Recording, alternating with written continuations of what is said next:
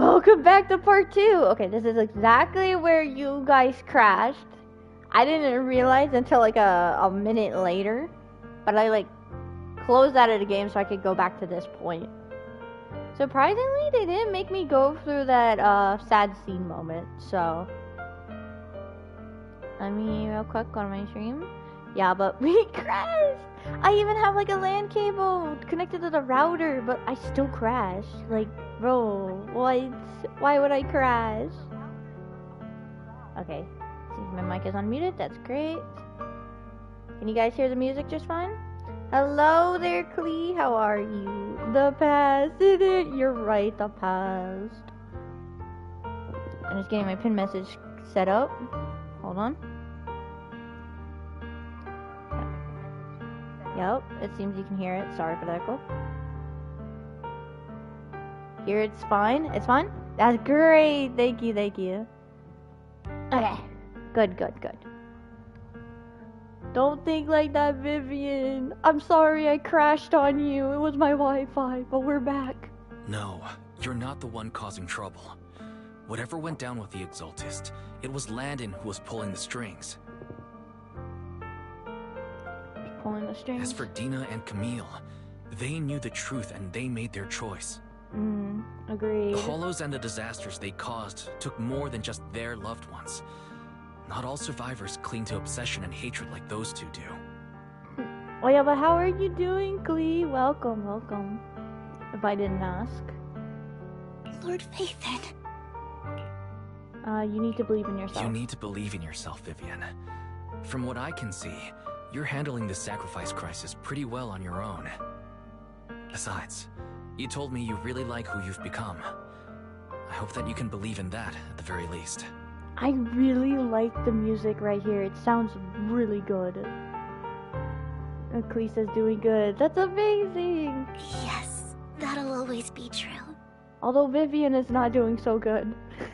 Thank you for listening to my story today.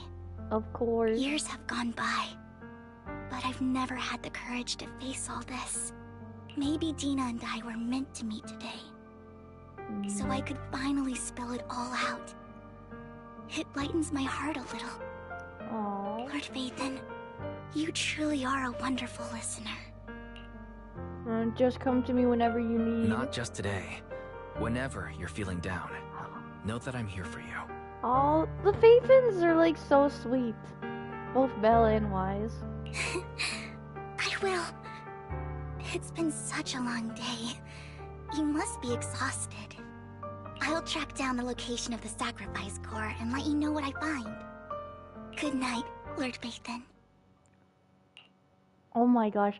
What is the name of this music, Ost? Is it like out? I wanna like put it in a playlist and then just like loop it. It sounds amazing, I love it. After bidding farewell to Vivian, you head back to the video store. You see the collection she gifted you, the table, and it stirs a flood of memories. You've been through so much lately. You hope the sacrifice crisis can be resolved, smoothly pondering the whereabouts of the real sacrifice core. Weariness sets in, and before you know it, you drift off to sleep. Wait, a gift. Does that mean I can put it on my shelf? Can I? When you awake, it's almost noon. Belle, I love you. Wise Vivian was in the store just now, but you weren't here. Did she need something? It was about the sacrifice core. The first time the sacrifice core appeared was at the auction, so she's decided to try and find the security footage from after that day. It's possible more happened afterwards and we're simply unaware of it. If we can get to the footage, we may gain new clues. Wise, if you have time, head to Lumina Galleria to meet up with Vivian. No, not yet, not yet, not yet. Just a second. Give me a second. Give me a second. Can I put it on the shelf? She said I got something.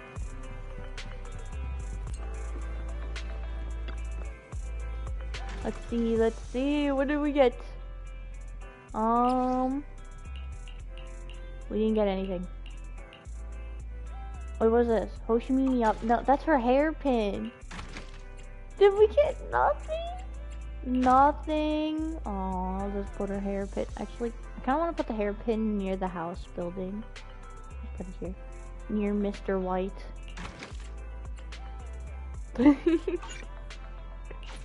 Wait, maybe it's... Nah, it's not a W engine. I'm so sad. And when can we get more shelves? Like, different colored shelves. Is that a thing yet? Save and exit. Let's go. Ooh, maybe it's like part of a side quest I haven't run into yet for shelves. We've already read this part. Let's go now.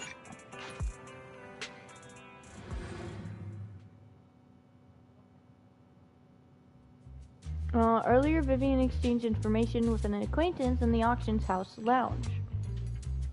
Shul, I didn't expect you to be working here. Perfect. What are you doing here? Wait, isn't she the poster girl? I was just covering someone's shift. What? The screening here is super strict, and I was afraid the supervisor would realize I was new and subbing for someone, so I hid in the control room during the supervisor's inspection. So I happened to bump into this guy, a blonde man wearing a hat, and I think he was checking some footage. It's Hugo. It is definitely Hugo. Then he logged that footage into the tape he brought. Later, I found that part of the footage had been wiped. Blonde, wearing a hat. Could it be Hugo? Do you know him? I think it's him. If it were Hugo... I think I know where he would hide the tape. Oh, Thank already? you, Shul. You were a big help. Great! You also helped me a lot when I started working. I used to make mistakes all the time. If it weren't for you cleaning up my messes, I would have been fired ages ago. So I'm happy I could help you too. All right, go ahead and do what you need to do. We'll catch up another time. Wow, it really does pay to be nice to people. After saying goodbye to Solus, Vivian leaves the lounge. Clee says Hugo was broken. Broken like a really good character? I hope so. I hope so because I'm gonna be summoning for him. And also Clee! I'm like a bit irritated cause like even though the last update it was like there was a cliffhanger like Hugo died and then immediately ZZZ like send an update stream and you see he's alive. Like, why would they spoil that? I mean, I'm glad he's alive, but let us be surprised, you know? Lord Faithin, you're here. Someone I used to work part-time with just so happens to be covering a shift at the auction. I learned from her that Hugo once took some footage away with him. I think Hugo was planning something so he hid the security footage. But once I know when Hugo came here, I should be able to guess where he put the videotape. Hugo is broken. He is. So he is good. Is he as good as Miyabi? Cause like me and my friend kept like bragging about, oh, Miyabi's the best in the game and you don't have her. And I was like, you know what? Hugo's gonna be more broken than her. Please tell me he is.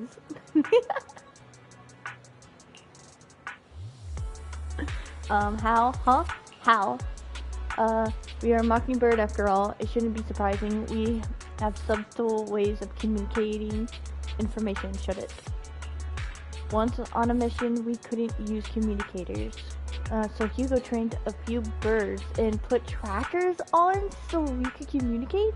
But after that mission ended, we let them roam free. Oh, wait, that is so sweet. What? That is so sweet. Oh my gosh. Clee says almost. Ah, dang it. I mean, at least it's close, but I was hoping he could beat her.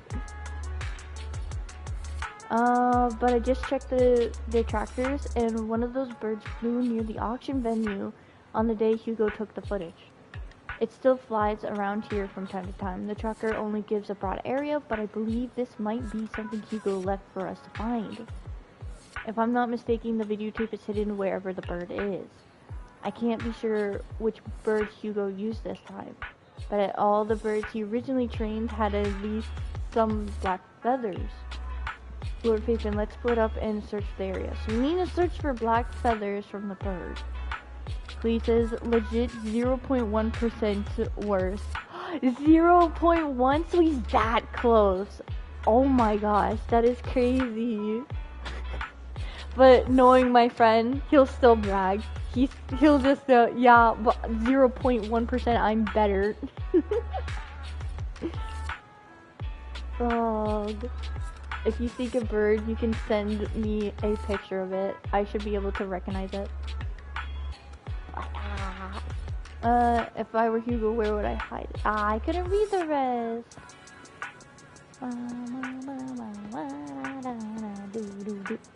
Birds? I mean, their wings are black. Target detected. Wait, they're so cute though. I need a picture of their face, please. A soft and sweet ball of fluff. It's hard to imagine this is the bird Hugo chose for the mission, but it does have some black feathers, so maybe this is it. Either way, might as well take a photo and send it to Vivian. After sending a picture of the panda-colored chunk of a bird to Vivian, you get a negative answer. Let's keep looking elsewhere. Aww. The birds are still here. Oh, so cute. Look at the little face. Oh my gosh. I can't. They're too adorable. Let's go. It's a bamboo. It's totally a bamboo.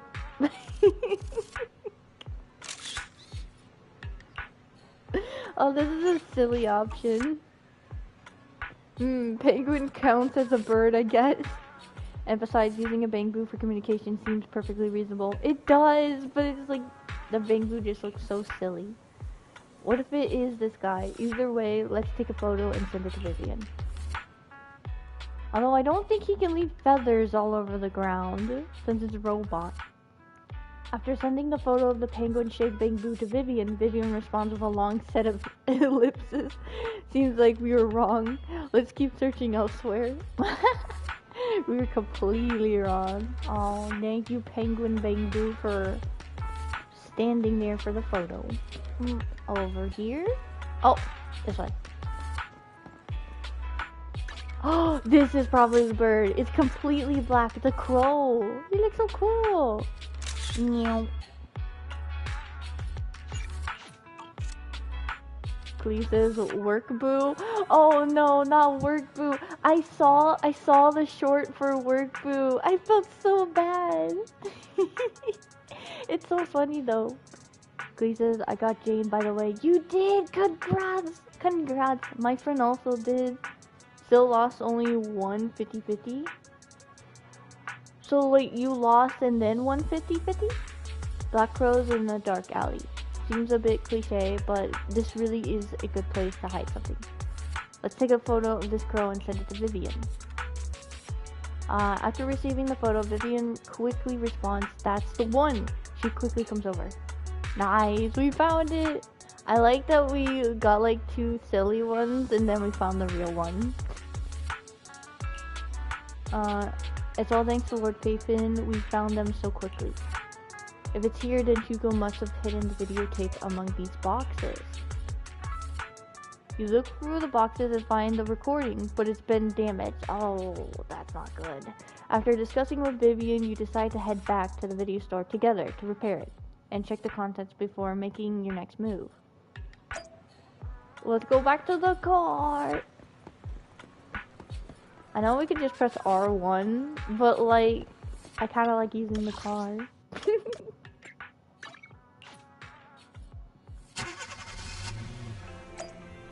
Well, can the videotape still be fixed? Of course, Barry is currently repairing.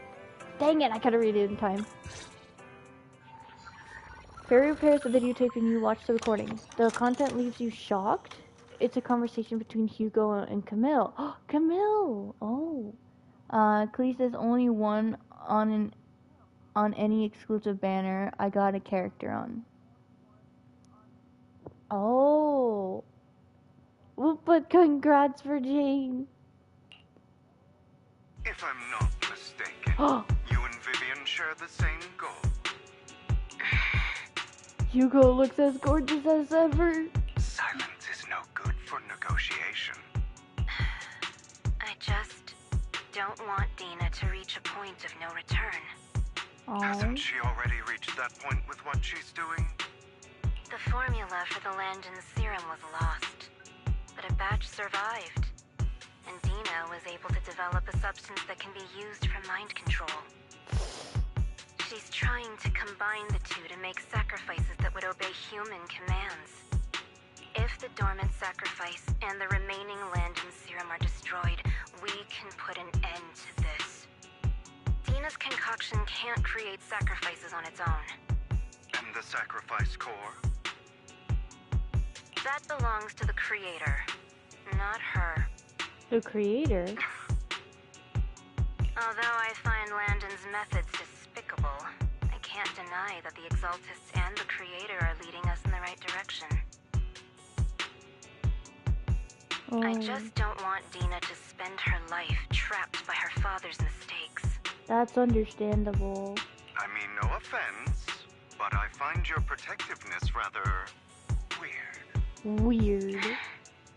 I will confirm the location of the dormant sacrifice and find the chance to relay the information to you. I do not want any of my people to be going into danger. As for the sacrifice core, I can only guarantee that it will not fall into her hands. Her people. Is he talking about us? As for how things will ultimately play out, The creator will guide me. I hope we can see Hugo face to face. I want to see you. Please. The video abruptly comes to an end. Camille was actually destroying the dormant sacrifice? Why has Hugo never mentioned this before? Compared to Camille's motives, I'm more concerned about whether Hugo has more plans lined up. Hugo...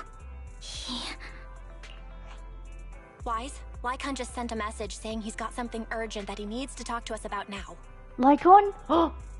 Call Lycon first. Alright, No! let's patch him in. It's not a... I don't want it to be a call. I want face to face. Master Proxy, I apologize for disturbing you. Can you come to the video store? We have just learned that the Ravenlock family will host a banquet tonight. This banquet is rather special, as they're allowing members of their family to invite business partners to attend. I want to steal some food. With Hartman at the center of controversy, there are many members of the family who are eager to use this opportunity to replace him.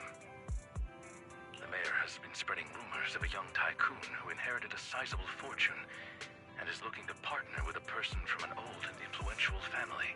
Old This influential. information has lured a young man named Burton from the Ravenlock family.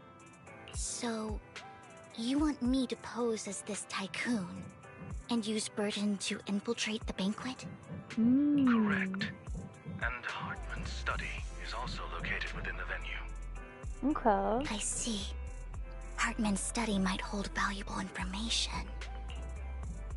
I hope you guys don't... If you hear banging, let me know. There's like someone banging something downstairs. What about me? It seems like there's nothing left for me to do. What? Really? You can attend as her +1. Ooh. +1! Lord Phaethon, please go with me! Master Proxy, it seems Miss Vivian requires your presence, so... I'll come along. Yes, just your presence will help me immensely! It'll boost her motivation. Let's go together. Sure. If we go together, we'll be able to keep an eye out for each other. I'll accompany Vivian. I'll send you the time and place for the meeting with Burton. If you encounter any danger, please evacuate immediately or contact me for backup. Oh, that was actually pretty cute. She got so excited for us to come. Let me see. Klee says Lycon is a little boring now. Really? We see him too much and nothing's different. Oh, okay. I see what you mean. But like, even if he's boring, I still love him so much. I hope everything goes well for you tonight. You get in contact with Burton.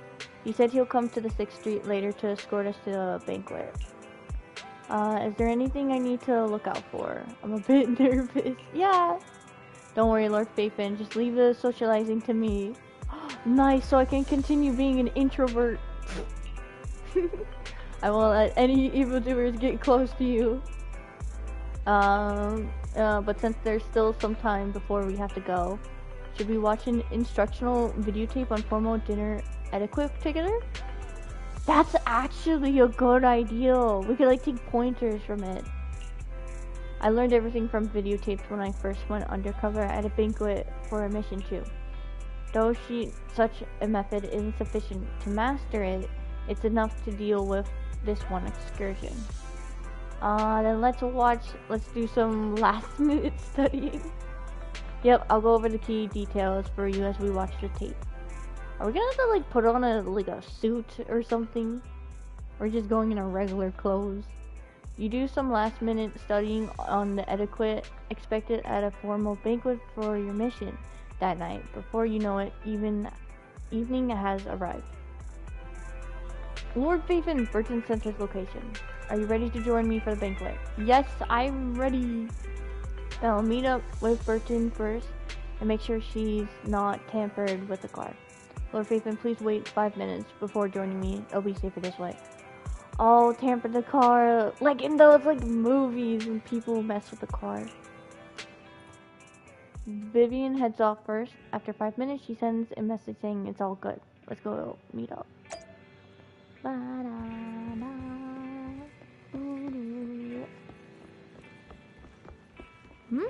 car's not this way. It's this way. What are you talking about?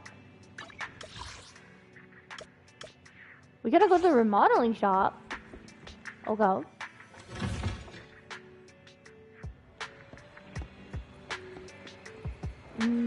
Oh, hello there. I guess I thought we were taking our car. Miss Banshee, this is... Is something the matter? What I mean is the person doesn't look like your bodyguard. I'm totally a bodyguard. The Ravenlocks can protect me, no? If that's true, why would I bring a bodyguard? This is my companion for evening. He heard the Ravenlocks are hosting a banquet with elites from all walks of life in attendance, so he wanted to come and make new friends. You aren't so stingy as to not even allow your guest a +1, are you? Of course not. Since you are an important companion of Miss Vivian's, you are also my honored guest. Let's be off then. My chauffeur shall take you to the port, and from there, we will take a speedboat to the manor. So fancy! Speedboat and everything. Woo! About an hour later, you arrive at the Ravenlock Manor. With Burton's guidance, you go through numerous security checks before finally arriving at the banquet hall. Miss Banshee, I believe I've shown you my sincerity. Now how about you? Wait, does he has pointy ears and red eyes. Is he a vampire? NPC vampire? Sincerity? My presence here is a show of sincerity. If we're to work together, Miss Banshee, you should drop your pretentious act. I am well aware of the ways of the Ravenlock family. If I were to come empty-handed, I probably wouldn't even be able to make it out the front door tonight. Since I agreed to come with you, and even brought along my most precious companion, does that not show my deepest sincerity? No need for such an off-color joke.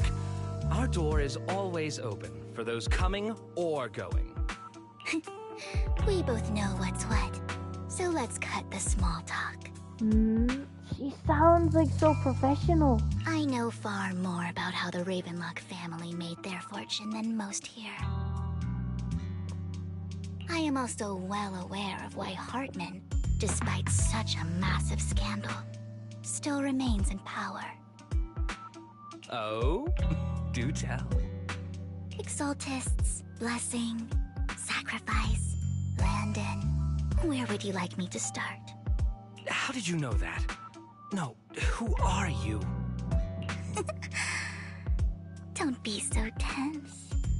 If I'm not mistaken, it's about time the banquet began. My companion and I are practically famished. Is this how you treat your guests? By letting them starve? Yeah, I'm so hungry. I want food. Perhaps when we've had our fill, we'll remember where the sacrifice is hidden. You know where the sacrifice is? So, can we go get something to eat now?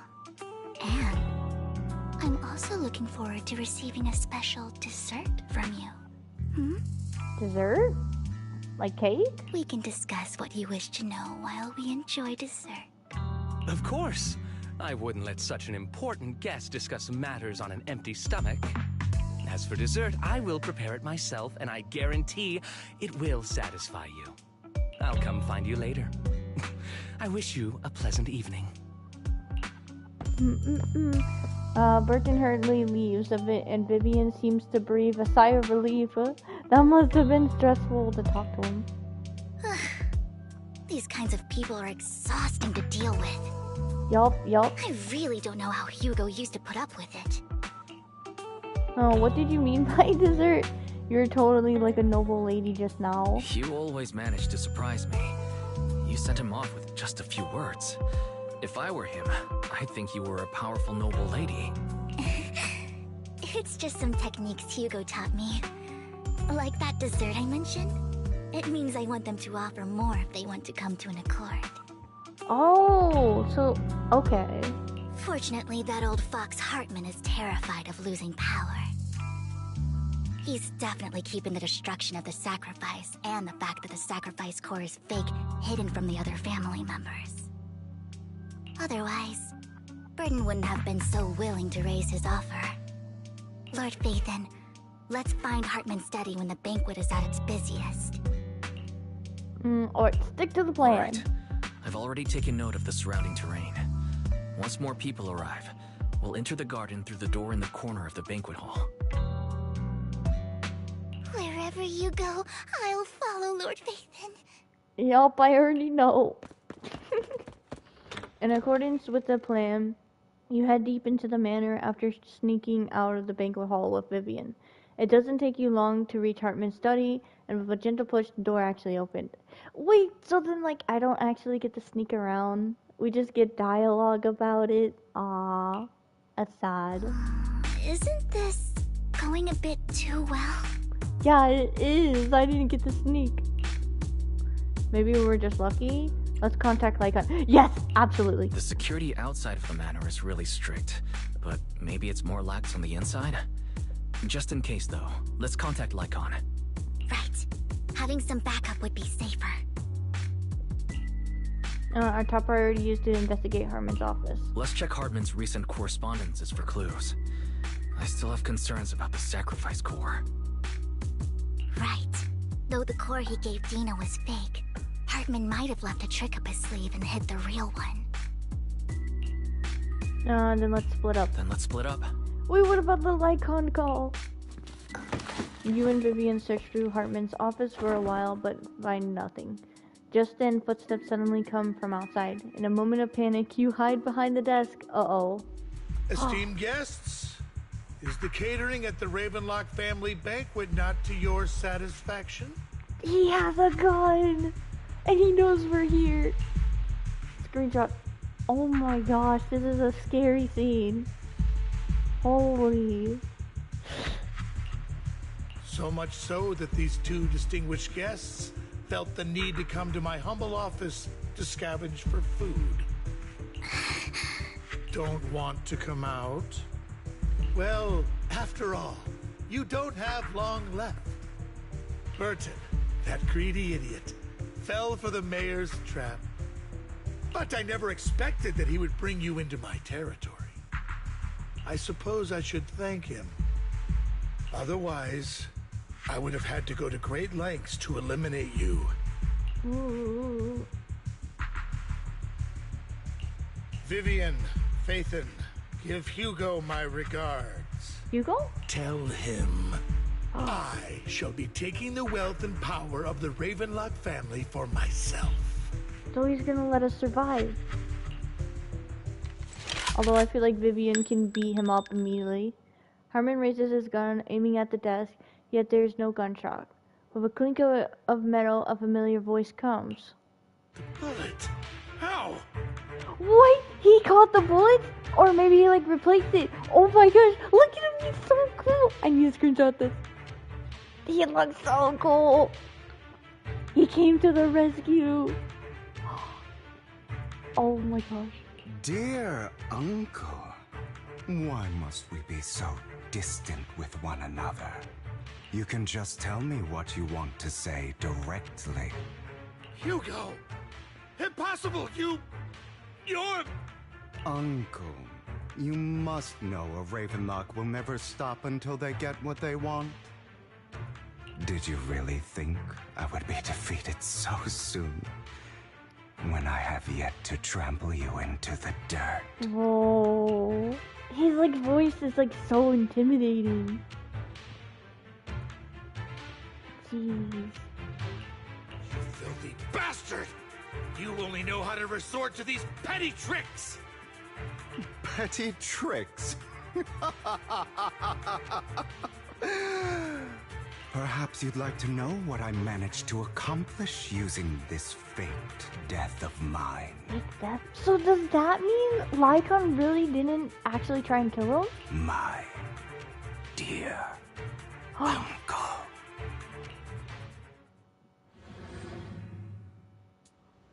So why didn't they tell us shortly before? Faking my own death. Hope it's all worth the theatrics in the end. No way! It was just to keep Hartman off my back, but maybe I went a little overboard. The manager must be pretty shaken up. I should apologize at some point. You look so cool. I just listened to the dialogue. We can't miss a single one. A single one! Guess I'll also bring Lycon along. He's my partner in crime, after all. Let's go! Let's go!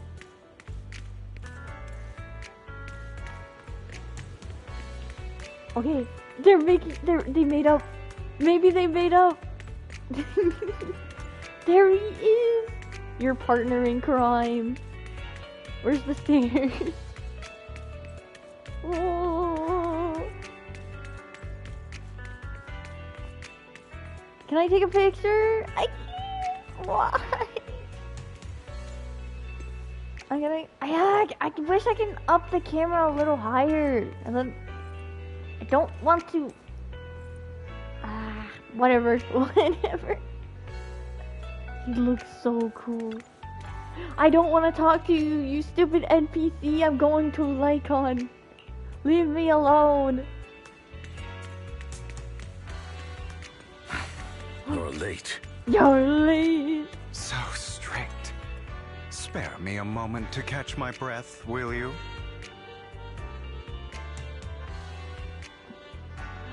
Go, go, go, go, go. Oh my gosh. Wait, who's taller actually? Let's see. I think it's Lycon. Like, Hugo comes a little close, but it's definitely Lycon that's taller.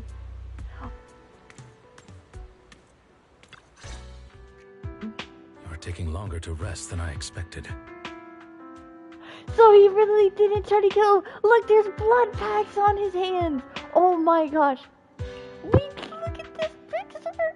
I'm sorry. I know I'm fanboying too much, but like, can you blame me? Look at those. Oh my gosh, I love this screen right here.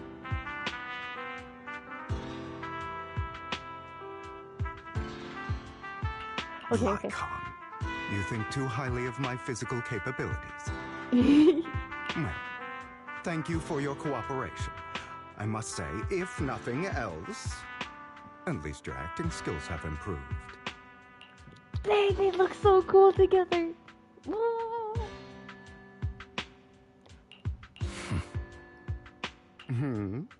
Why do you look so angry? You should be happy. We pulled that off together with flawless teamwork and managed to fool everyone. Including the Faithin. Drop your foolish facade. I'm glad you still remember the code we set all those years ago. And thank you for ensuring your sleight of hand didn't deteriorate. What? Oh, right. I should also thank the blood bag hidden in my clothes and our other props. Wait, what's their code? I forgot what their code is. Did they ever mention it? This picture right here is like a really good. Do you remember when we last used this trick? It was probably ages ago. Sometimes I really don't understand you. Have you never thought about what the consequences would be if I didn't understand your code? If I decided against helping you? Or if I just couldn't control my strength properly? Oh, look, he's worried. This shows worriness. Look at that. See, they're still friends. You'd understand it. He believes. Of course. If things really did go awry, I had alternative plans. And that is... You wouldn't be so arrogant as to think I'd bet everything on you, would you? You're insane. Aw, I'm flattered. So what exactly is the purpose behind all this? Surely after going to such great lengths to erase your own existence, you don't just plan to hide here and reminisce about the past with me. Oh. Don't try to brush this off. I've already helped you enact your plan. Tell me the truth. He looks so angry. Angry like Khan looks cool. Don't get your tail in a twist. I have more plans that require your assistance, so naturally I would not hide anything from you. Simply put, as things stand, whether as Hugo Vlad or as Mockingbird, I am doomed to die. Huh? Wait, no you're not. Shut up. No you're not. Seems you've made quite a few enemies.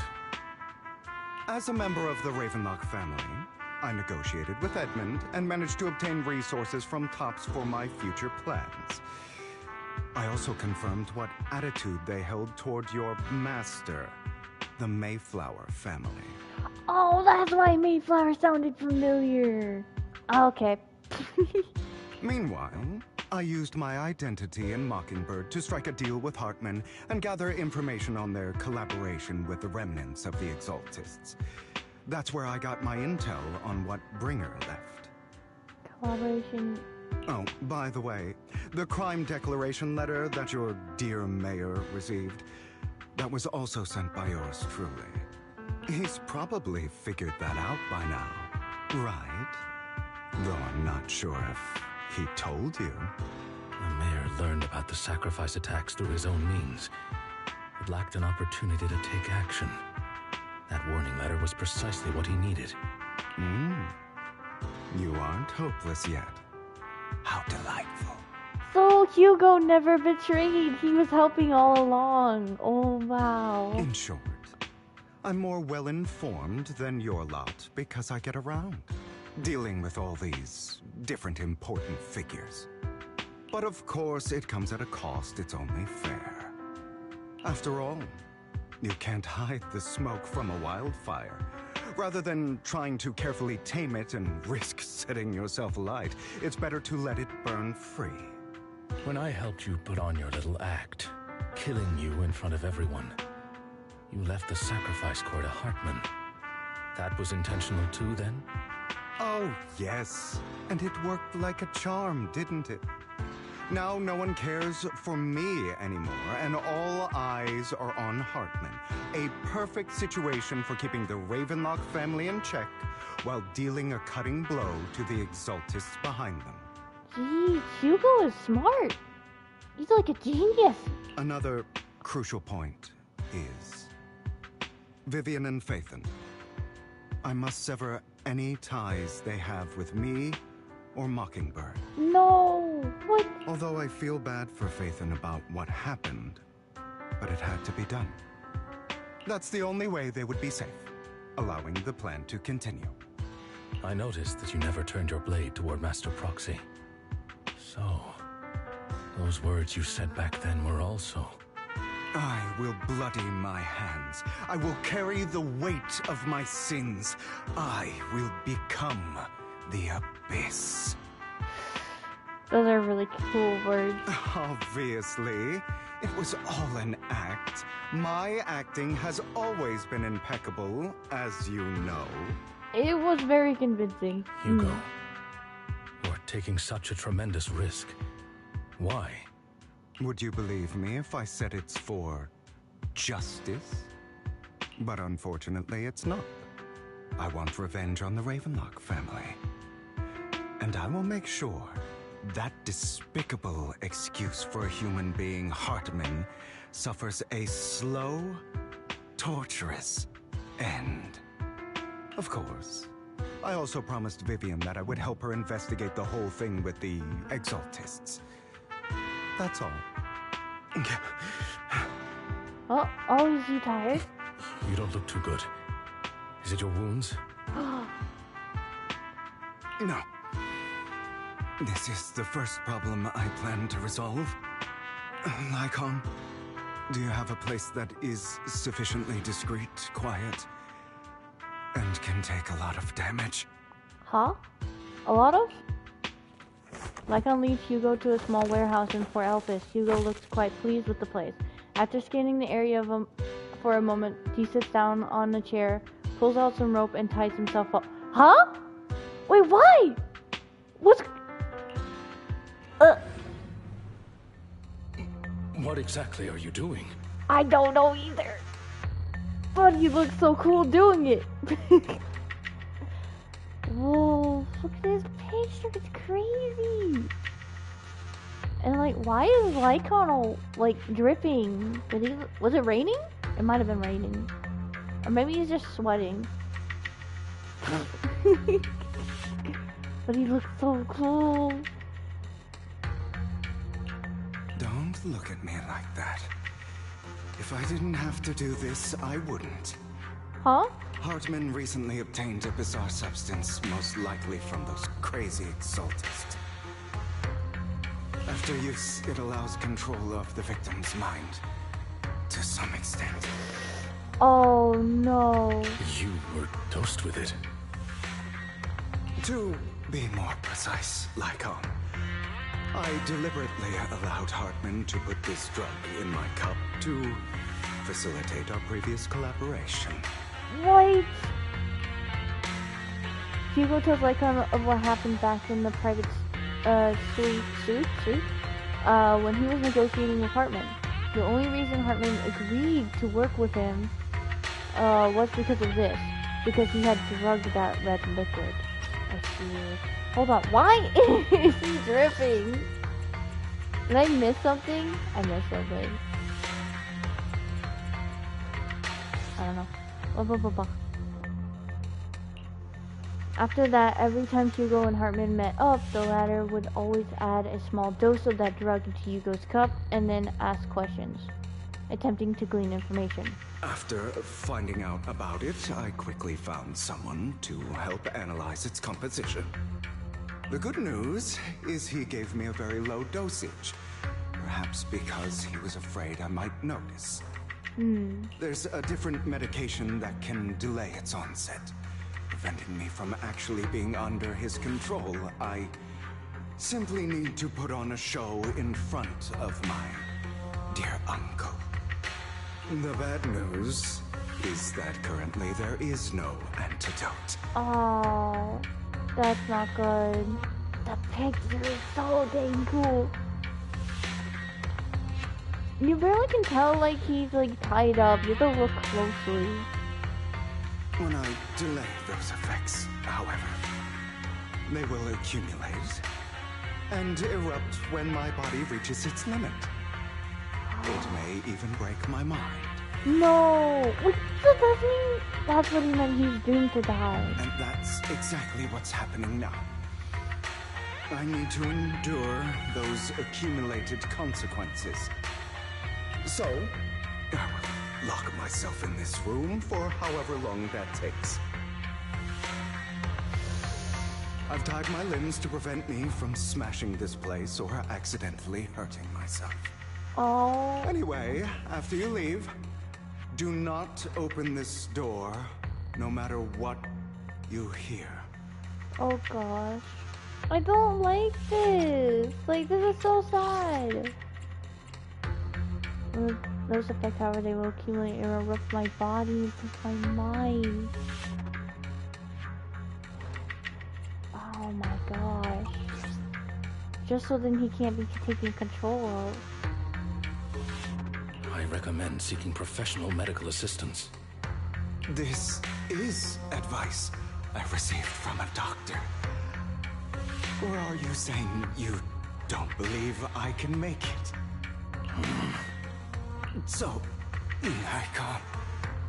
come find me here at the scheduled time. All you need to do is smile and await my victory.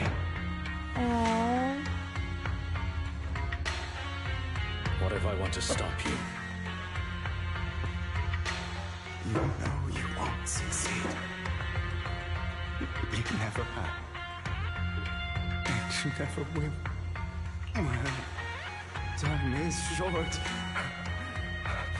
Let's begin. I understand. Don't die, you stupid bastard. Dang! Those words. Oh. After who knows how long, after enduring seemingly endless pain, Hugo finally awakens. The ropes that bound him had come undone, though he didn't know when that had happened. Hugo checked himself over. Thankfully, he hadn't injured himself that badly while he was going crazy. After some time, Hugo straightens out his attire and tidies himself up, then opens the warehouse door. Oh! Is this because the side effects haven't worn off yet? Oh my gosh. I can't even turn my camera around. Lycon's late. I'm surprised. Or is something wrong with time itself? Looks like someone's over there. Might as well go ask. Look at him. And when he's like walking or stuff, he has his hand in his pocket. And then he takes it out so smoothly. Who is this though? Are you okay? Oh, it's a pink boo! It's all your fault. Why were you born with those eyes? Huh? If it weren't for you, I wouldn't be in this mess. I had made it. I endured for so long. Hold on. I endured for so long, all those years of planning. I was so close, he already agreed. You go and beg him to reconsider for me, okay? Tell him you'll do anything. Tell him to take me back. No, he won't want to see you now. You can't go and see him. Mother! It's all your fault! Oh. I wish I had never given birth to you! Oh no. The woman's face is distorted with hatred as if the person before her is not her child, but an enemy who destroyed her future. She blames all her misfortune on this innocent child. Everything will get better if you just die, right? That is so messed up. If you die, he'll come back. We'll have another, more perfect child. One who will inherit the Ravenlock family bloodline. Then I'll be able to escape this pain. So, Hugo, for the sake of Mommy's happiness, just die, okay? What? She raises her hand to reveal a pair of scissors, the tip gleaming with chilling light. She thrusts the sharp point towards Hugo's paler eye. Oh. Then she suddenly vanishes, as if she had never existed at all.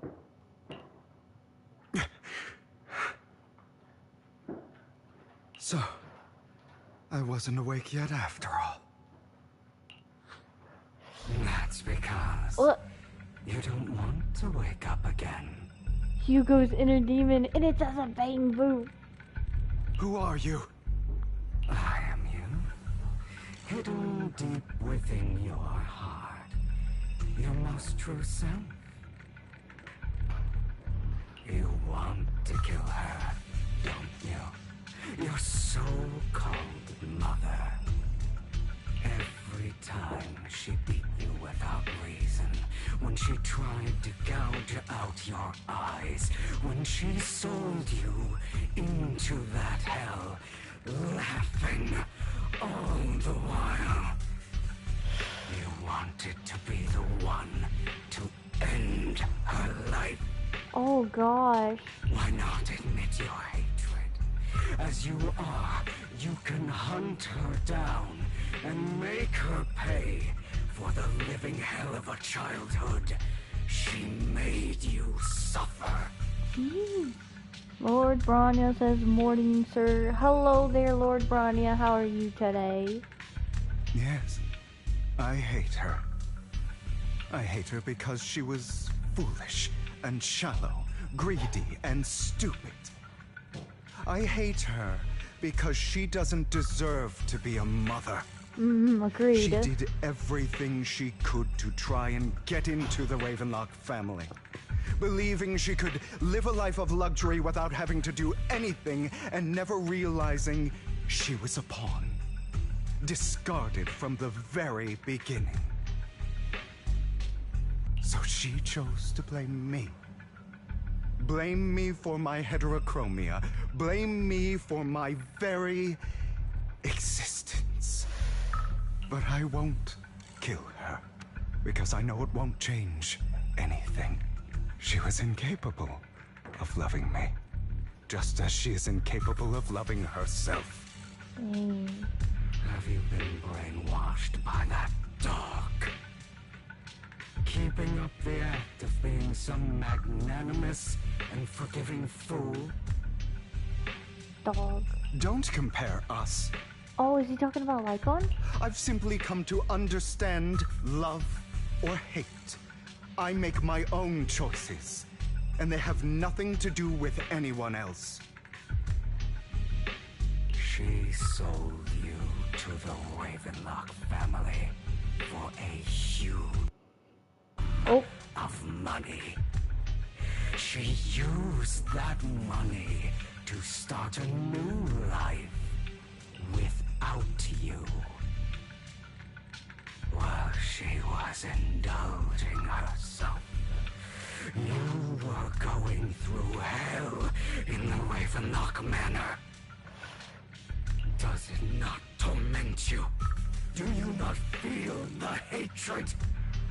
Do you not want to demand answers? So is this part of the mind that's going crazy for him?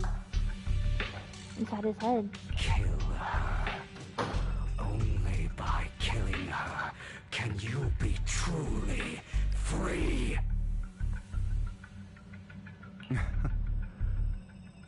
For a long time, I thought the same way. But now, well, I want to make a different choice. Stop lying to yourself. You never had a choice. This weak-minded thinking will only lead you to failure. Like before, you'll be nothing but a worm, trampled into the dirt by those so-called elites. This is a very feisty bamboo. Do you still not get it? This is how the world is, and always has been. Hesitate and you'll be the victim. If you don't grab your knife first, you'll end up being on the other end of the blade. If you want to change anything, you must first become the one who makes the rules. Just like that woman. The only reason she could treat us that way was because we were weak. So listen to me. Find that woman, kill her, and prove to this world your strength. It's what she deserves. Why forgive them? They don't deserve it. I'm not forgiving them. Or rather, I don't care about them. They don't even matter, at least not yet. He's doing really great fighting against his inner demon. You know, perhaps the person I hate the most, the one I truly cannot forgive, has never been someone else. He's gonna say himself, isn't he? But rather my weak, powerless past self who could do nothing but hide inside a closet and cry. I hate myself for having neither the strength nor the courage to resist. I hate myself for begging for so-called familial love, even after being treated so terribly. I hate that despite the pain of my wounds, I still hope to receive the carrot and not the stick. And that means you, correct? So, I forgive you. I forgive myself. Oh wow. You'll regret this, fool. Your pretty words mean nothing. You will ultimately return here to me.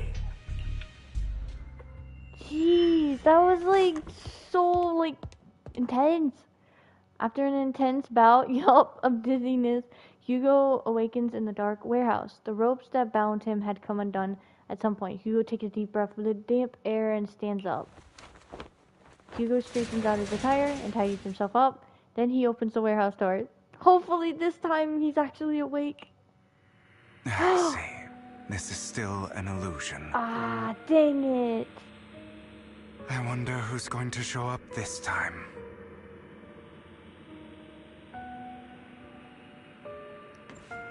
Even in his illusion, he is gorgeous. Brother? Oh. Hugo, let's play hide and seek. Where is she? I'm already hiding. Find Serena? You'll find me, right? Like you always do. Serena. Oh god. Iman says bro's never getting out. No, don't say that. He's gonna get out, don't worry. Iman. Oh, wait. Are you the Iman from my Discord I know? Oh, mama. Welcome, welcome. How are you, You're though? looking in the wrong place. That's a teddy bear. That is a very creepy teddy bear. Oh my gosh. Even better hiding spot this time. Harder to find than any place you showed me. Why is its eyes like that? Jeez. It's all like popped out. I can't move. Hey, Hugo, do you ever wonder why I had to die? Oh. It was because of me. No, don't say That's that. right. It was because of you. It's all your fault. If Oh, I can only move you again. didn't exist, I wouldn't have had to suffer. Ugh. Oh the gosh. This is a demonic sister.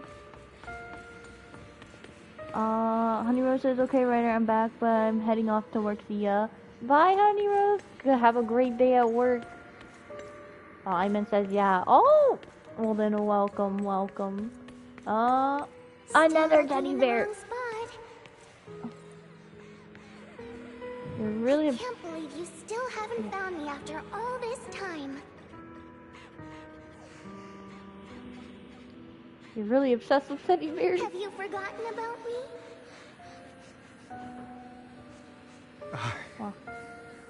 I haven't forgotten. It's okay. I'll forgive you. I'll still be nice to you, just like before.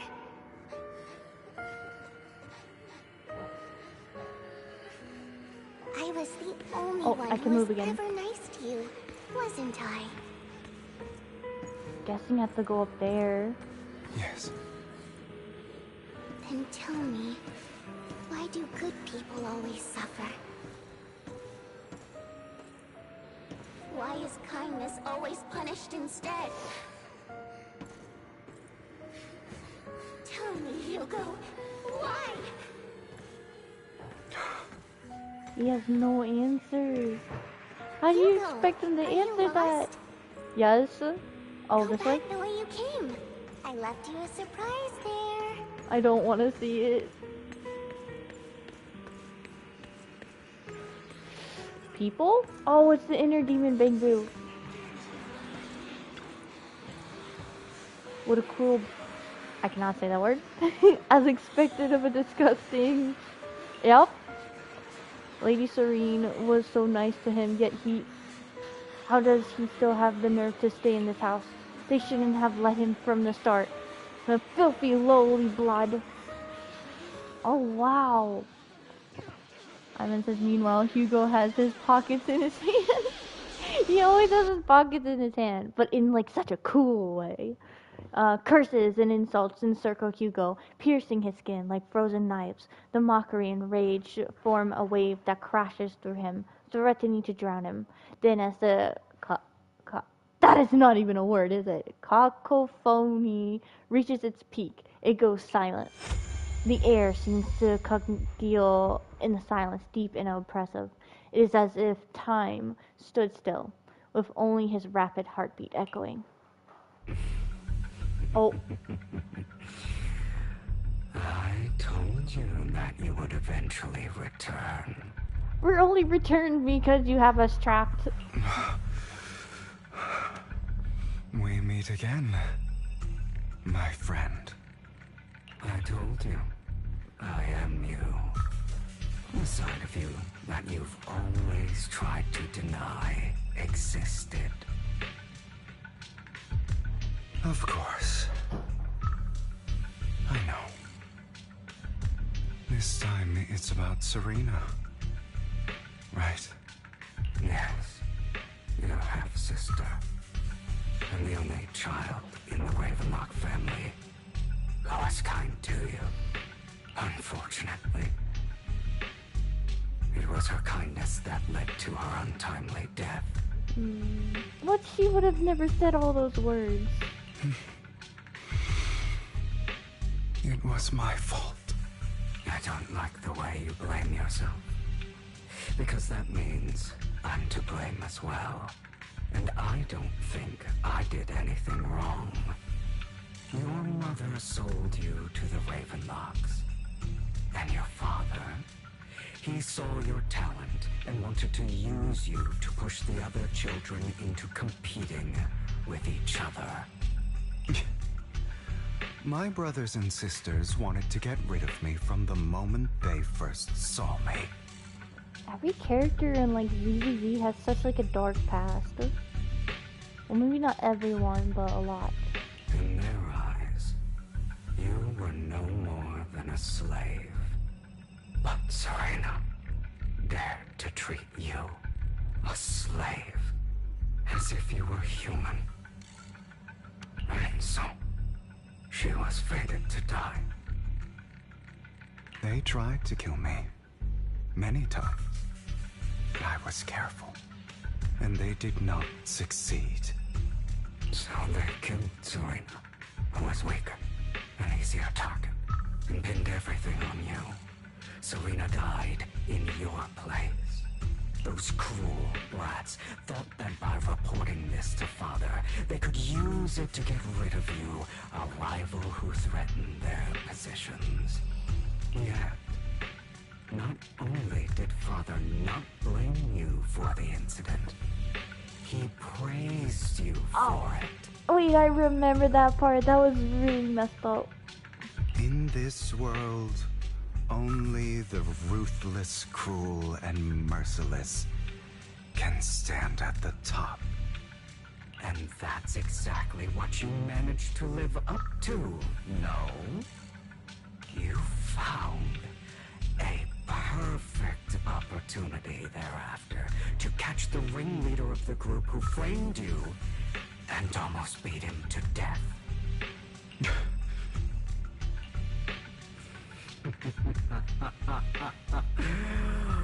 Oh, you should have seen the expression on your face back then. Oh, crazed and manic with utmost don't remember that. I don't remember. Seemingly unsatisfied with his answer, the inner demon transforms into him again? Wait. Whoa. Go again. Oh Trying my. to deny your desires. Jeez. This is crazy. Like his eyes, both eyes are glowing red. Oh my gosh. The music, it's like so ominous. Deep down inside, you've always wondered, asking yourself why these evil people never got the punishment they deserved. Why the world is so unfair. Don't you want to rip them to shreds? Just like that day when you beat that boy's face into the dirt until he was barely recognizable. His disgusting blood staining your fists. Whatever voice actor is doing this, he's doing an amazing job. Oh my gosh. Recall your exhilaration, your cathartic release of rage, that outpour of hatred. That victory belongs to you. You deserve it. Iman says nice splash art. Right? This is crazy. Those brothers and sisters of mine are all dead. I cannot take revenge against the long deceased. They died by Hartman's hand. Dying in the power struggle to become the Ravenlock family's heir, rather than by our scythe. Boring. I love how, like, characters like this, just the way they say boring. Like, it sounds good. Boring? I find it hilariously ironic. Children who would murder their own kin for scraps of power, dead at the hand of their uncle who followed their example. Is that not karma? Power struggles pitting kin against each other, betrayal, suspicion, and hatred between people of the same blood.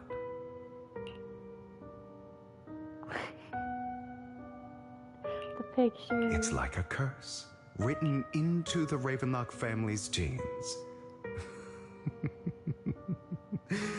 Laughably stupid. Laughably stupid. Don't forget, my dear, that the same blood flows through your veins.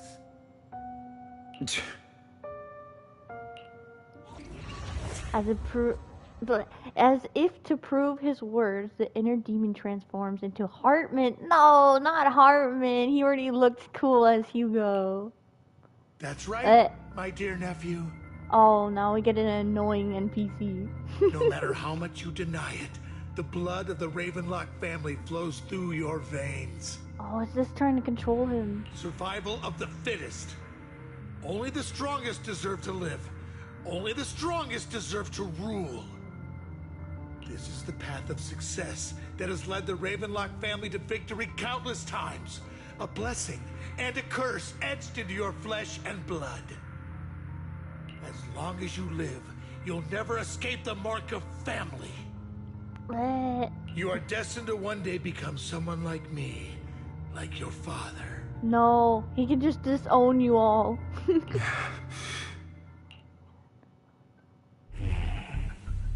Is that fear I sense? I can see you trembling. Why does the Ravenlock bloodline terrify you so? We're back to the feisty bamboo. I won't become like my father. Never.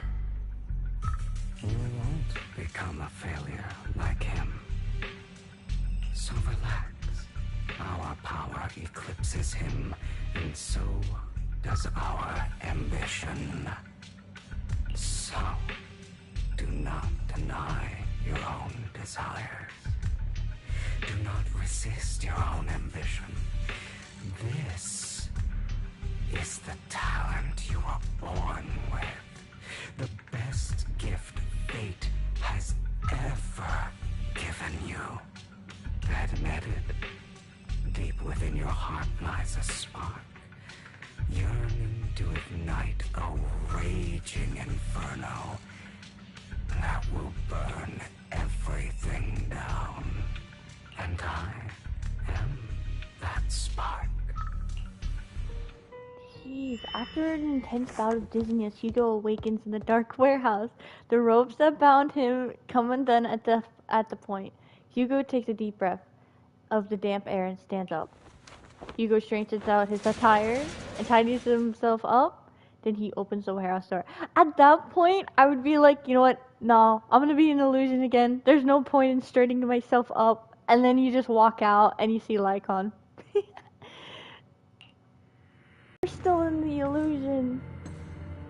I see purple on the screen. Oh, stop the inner demon, but no. My eye and these legs, they were all your fault. You know, you... A person who stops at nothing for their own interests and ambitions. Just like what you're doing right now. And what do you think I'm doing this for? All of this was part of your plan. You knew where the Ravenlock family was going to be, so you set Mockingbird's target there. To seek revenge, you plotted to assassinate your own father, but he was too vigilant, and you failed. After almost being assassinated, your father was furious and locked everyone in the hall, but was unable to find the assassin. And what a coincidence that a hollow disaster just occurred in the vicinity. So he used it to eliminate all the unfamiliar faces there, turning them into victims of the hollow, an easy feat for the Ravenlock family. So, the one who killed innocents was my father, not me. You knew what choice an extremist like him would make, and you used the chaos to once again attempt an assassination. This time you succeeded. You killed your own father at the cost of innocent lives. Admit it, Hugo. You don't care about anyone else. The only thing you care about is your revenge. How is that any different from your father? This is like all eating him up inside. Enough. I'm tired.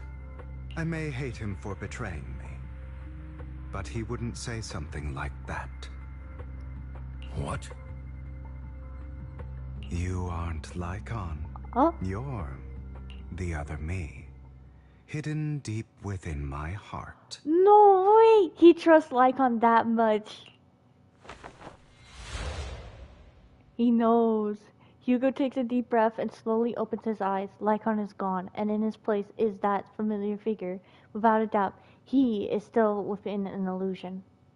I've been waiting for you, my dear. It seems you've already grown accustomed to this place, even turning the tables on me. It's crazy how we go from a full-on huge wolf character back to a tiny little bamboo. Just as you said, you are me, and I am you. There's no such thing as having an advantage over oneself. We are ultimately one and the same, forever inseparable. Then you should know what I want to say.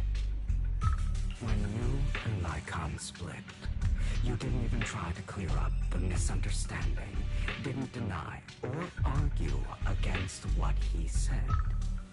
Because you realized that deep down, he was right about you. You just hadn't acted on it yet. Some people live only to bring more suffering into this world.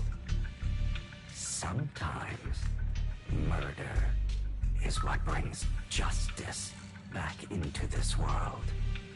For that, I must stain these hands in blood. That's right. Just like what you said before you faked your death. Were those words really just an act To slay the dragon, you must first become one with sharp claws, rending fangs, and strength enough to destroy anything. You know the truth better than anyone. If you hadn't hesitated and instead seized the first opportunity to kill your father, none of what followed would have happened. Innocent civilians wouldn't have died.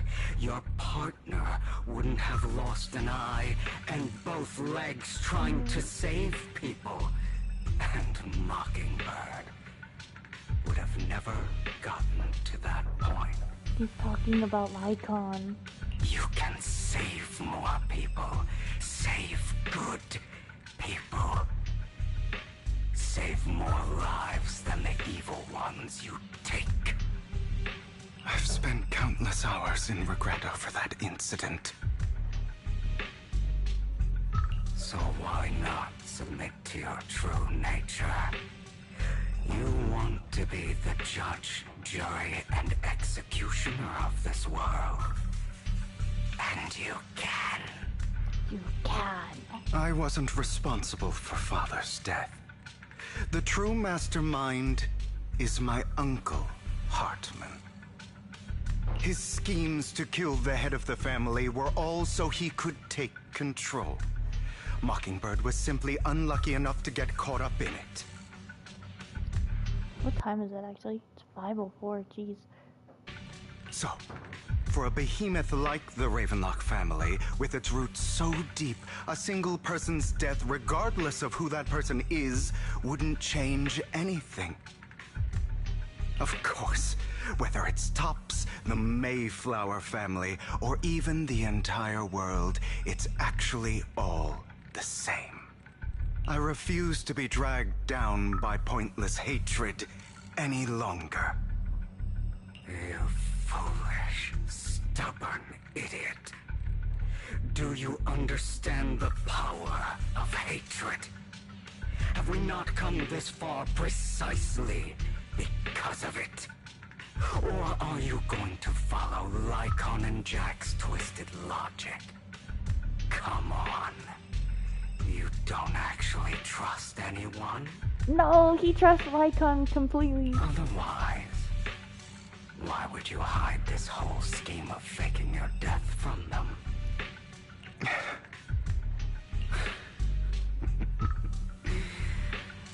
You've built an impenetrable wall around your heart, keeping everyone out. Of course you are right to do so. No one in this world can be trusted. Always. All you'll receive is hatred from your own blood and no love. Suspicion from your companions, and betrayal that comes all too easily. But the most ridiculous thing is that you want them to trust you. You stay silent and long for them to notice your suffering. You yearn for your companion's understanding and trust. Idiot. That's why you are incapable of exploiting them for your own ends. You care about their safety even more than your own. But remember, only the weak need companions. Nope, that's not true. Have you heard of the power of friendship? And then many video games. And we are children born from hatred. We are different from them. I will never be like them. And I don't need to be. Come. Let me show you what powers we can wield. That sounds like the typical villain. Companions make you weak. Friends, ha! Typical villain. But you are me. And I'll never lose to myself.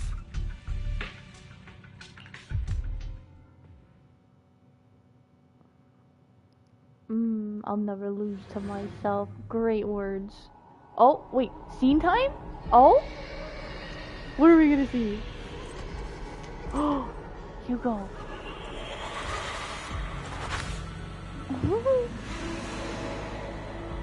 What? We're gonna fight ourselves. No way. I should have saw this coming. Oh, Hugo's attacks. Okay, we're not gonna read it. Wait, he's Days?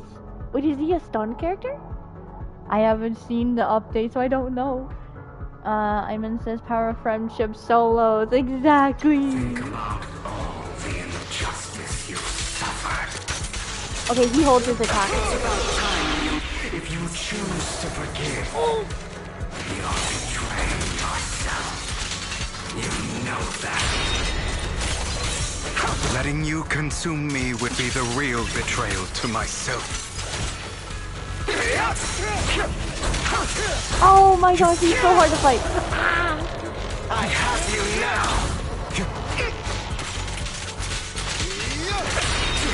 His attack is so cool. I keep trying to press R1, but I gotta remember I don't have any allies.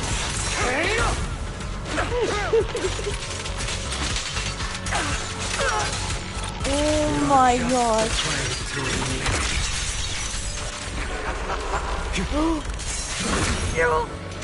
Oh, that was close. Woo!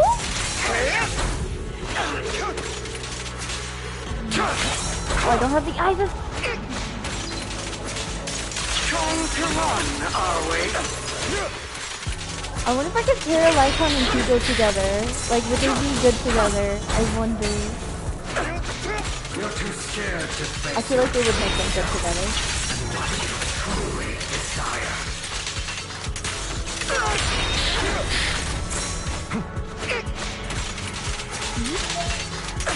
My thumb is cramping. Like spamming so many buttons. Oh no. No, I got hit.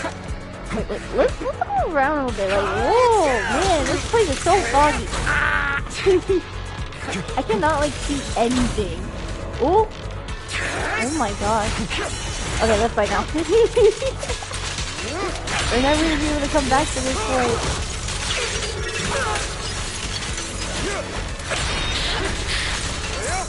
Whoa! Prepare to kneel before me. Oh, that was sick. Are you trying to kill me? That was sick. You think you can just get rid of me? Yes, I can. The red eye is like glowing with really good. You are nothing. For what it's worth, thank you. Ooh. Don't be afraid. You and I are inseparable. You're part of me, just as I am part of you. Oh. Oh. Fancy words won't change anything. No. It's not just platitudes. I finally understand now. Some pain only fades when it's seen. It's his red eye. When it's accepted. So I won't fight you anymore. I won't hate myself anymore. Weakness, hatred, malice, Oh, my dog. strength, forgiveness, justice.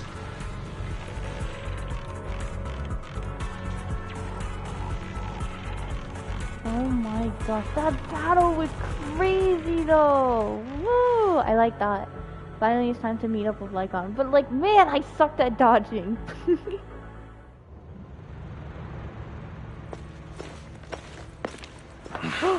Lycon! Hugo, it's time.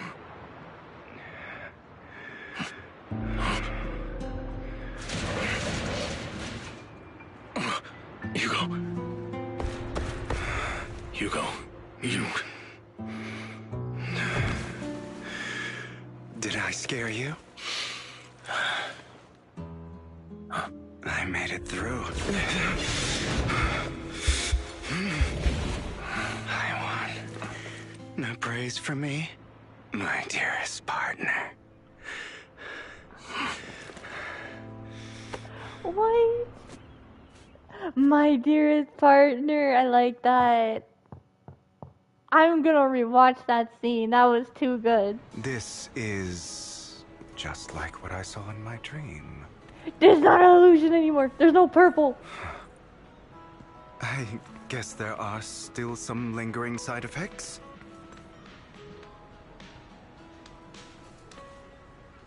Okay. Maybe I can ship Hugo and Lycon.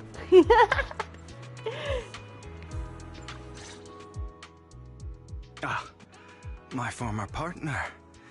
You're still as punctual as ever. It seems like they're like making up, like not as like grrr to each other. Are you sure you're fully recovered? How about we fight? And I'll show you how recovered I am.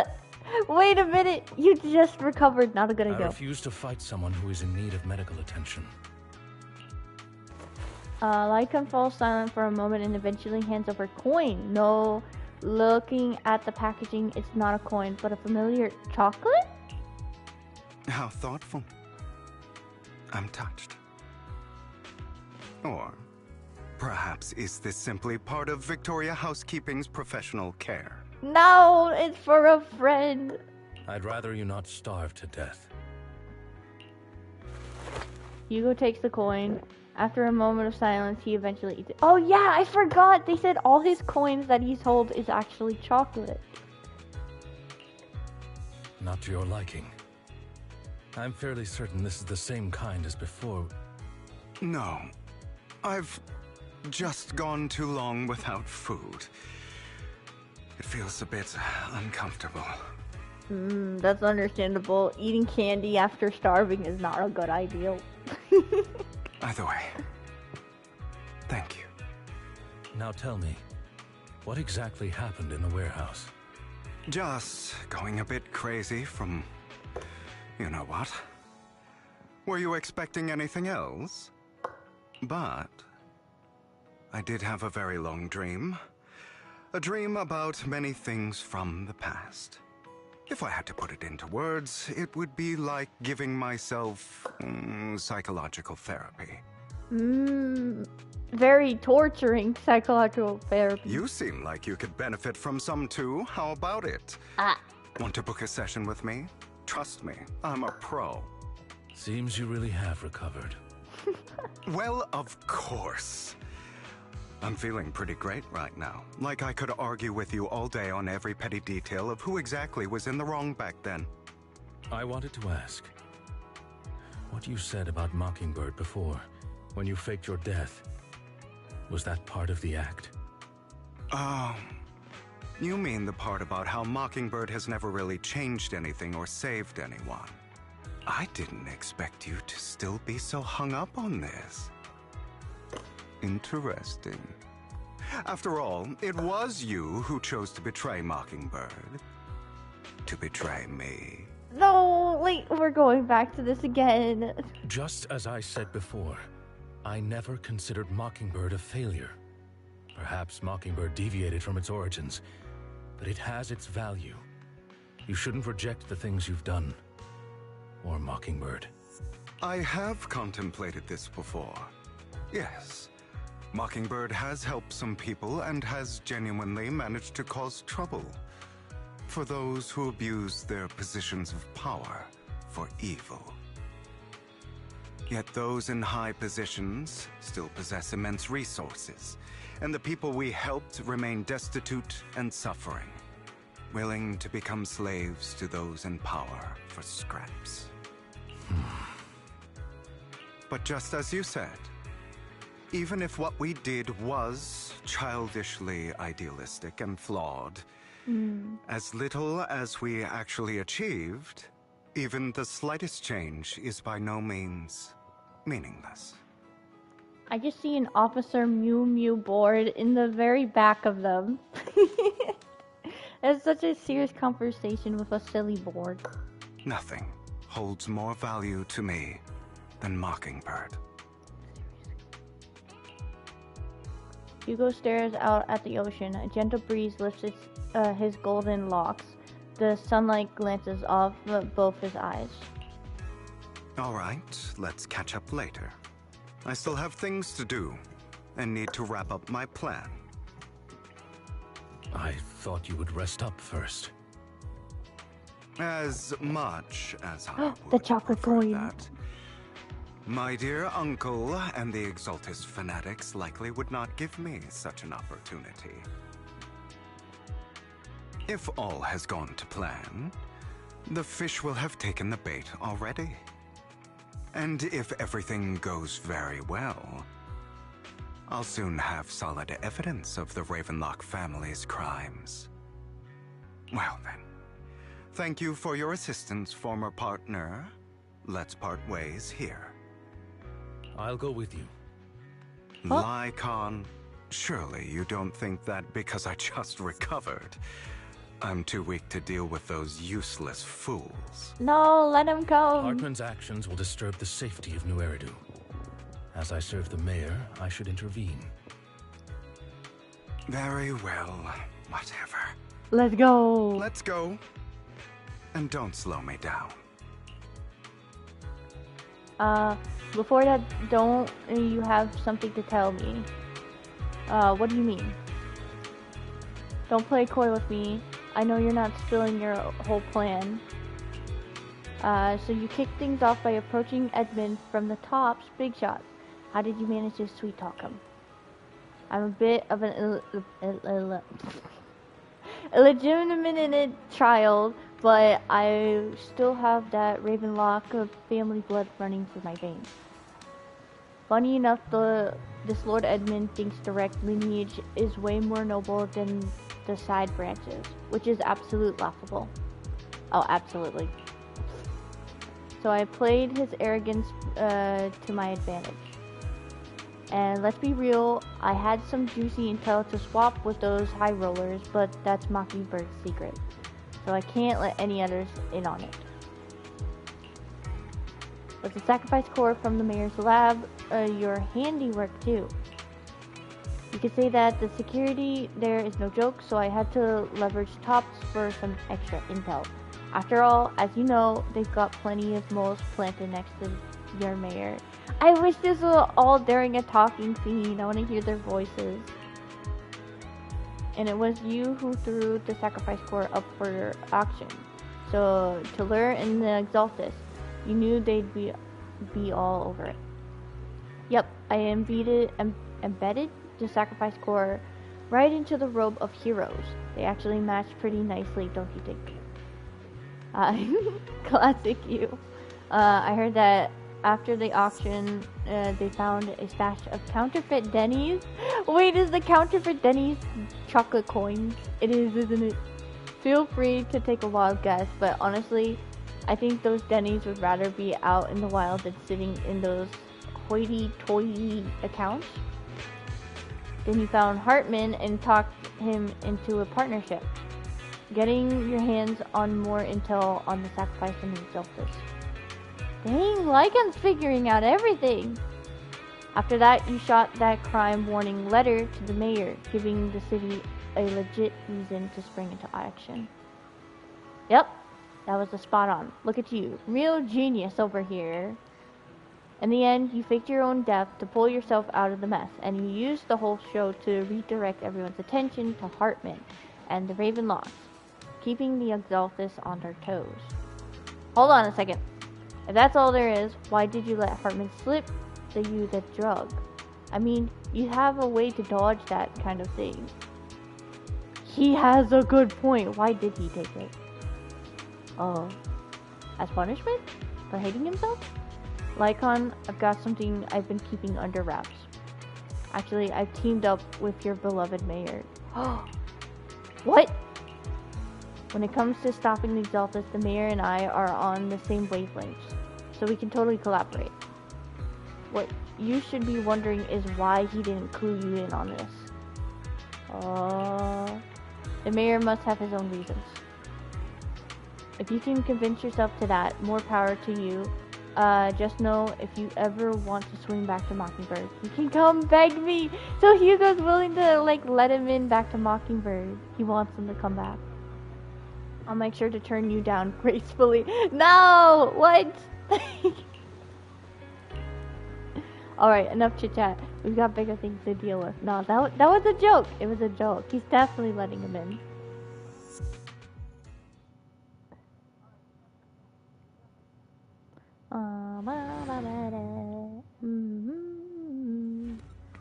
Oh, fighting! Wait, Lycon and Hugo working together? Yes? I'm sure you've heard about the missing workers from companies under the Ravenlock family, too. Oh my gosh. I'll change the characters as I talk. I know where they are. Oh, I thought like I was gonna talk and then I would change them.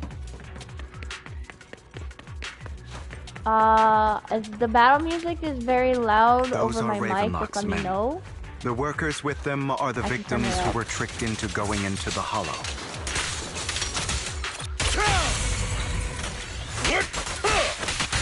Oh, I totally can pair them up together when I get Hugo.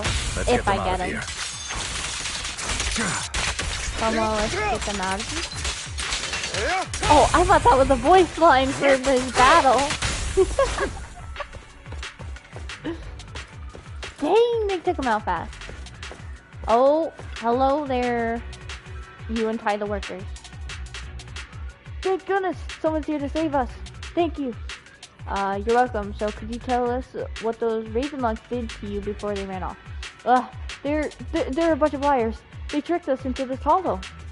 They said that they had a job with high pay for us, but they kept avoiding the topic after we got here. Something didn't seem right, so I wanted to leave. But then they showed their true colors. They tied us all up and told us they were going to ship us off somewhere. They didn't make you take any weird medicine, did they? Medicine? No. But it wasn't just us they tricked. Another group went that way. I see. Here, take this carrot. There's an exit nearby. You should get out of here as soon as possible. I can't thank you enough. Let's go, Hugo. We must save the rest of them. You sure are eager.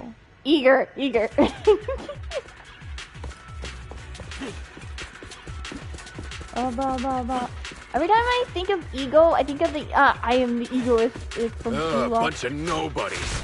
A bunch of nobodies. Kill them! Yep. You're welcome to try. Wait, hold up. I'm gonna skip their dialogue. Hold on. Oh, they're done talking.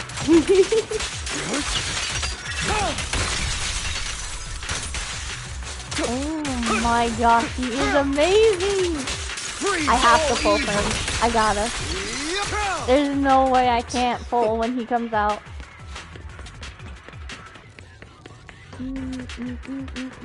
More workers here. And quite a lot of them.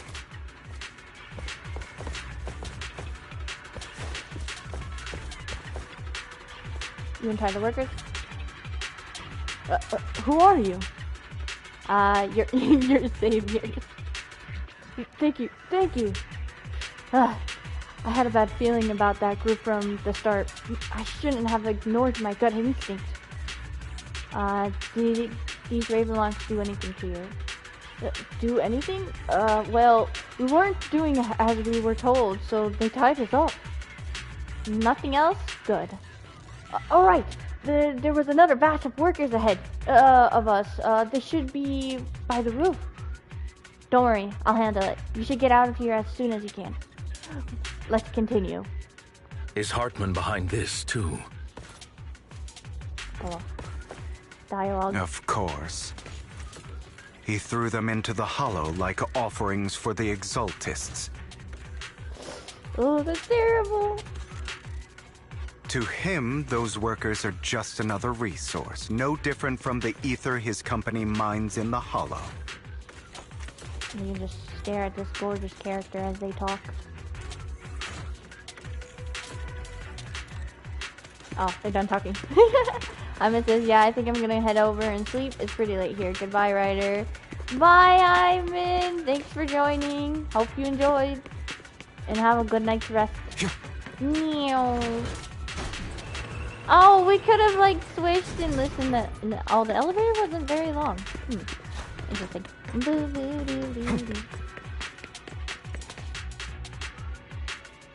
Oh gosh.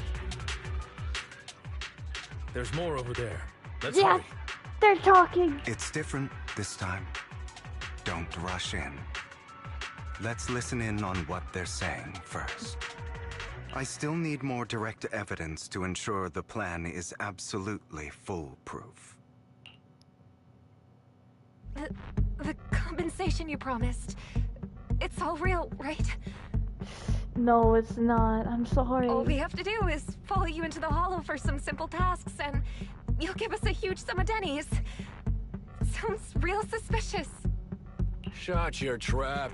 You keep yapping and asking questions. If this is all so suspicious, why were you so eager to sign up for it? Because I don't have a choice. My daughter was previously caught in the hollow disaster and suffered severe corruption. The treatment costs have completely drained our family's savings. So that's why... It's the same for me. A serious illness at a senior age. I need the money. Oh. Who would risk taking a job like this unless they were desperate? I'll do it. No matter how suspicious. As long as I can get paid, I'll do anything. Even risk my life. Wait, you people from the Ravenlock family, you're part of a big company in Tops. You wouldn't go back on your word, right? Don't worry, you'll get every denny you were promised. But before we start, you all need to take this medicine first. Don't do it. The fierce man pulls out a bunch of white pills and gives one to each worker. Another Ravenlock family member seems a bit doubtful and leans in to whisper. Bro, should we really be doing this already? These workers keep talking. We're wasting time like this. And the sooner they take it, the sooner it'll be over. Consider it an early release for them. What? You didn't say anything about having to take pills before? Look, this is good stuff, all right? It'll increase your ether aptitude. There's tons of people who'd kill for something like this. No, that's a lie. Exactly. You'll be working in the hollow for several hours. This is essential medication. You have to take it before we continue. If you refuse, then you can forget about the job. Of course, you won't receive the compensation either. Oh.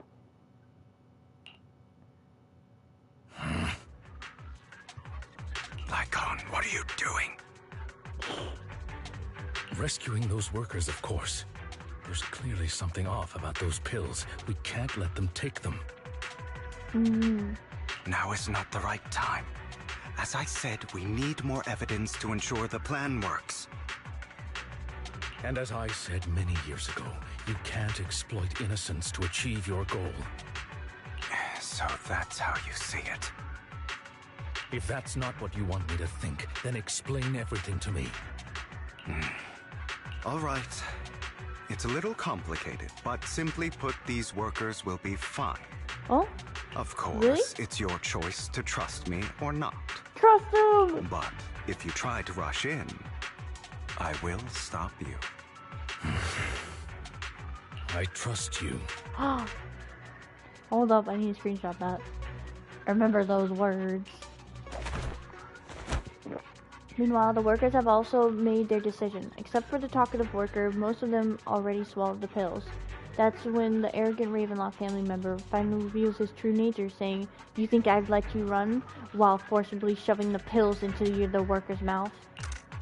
After clearly capturing everything, Hugo lets out a sigh of relief. All right. That's the evidence. Now we can go and beat them into the ground as much as you want. Don't forget, you owe me an explanation. Also, don't overdo it and kill them. Even if they're the worst of the Ravenlock family. All right, Your Holiness, Saint Lycon. Who the hell are you? Whoa! Wait, he's going in? Okay. Why Wait, don't let's you let him take fight a a bit. guess? We're I the don't ones think here he's to the ice stop attack you. at all.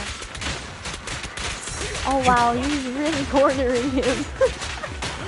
Can't remember the last time we worked this well as a team. Can you stop shooting me?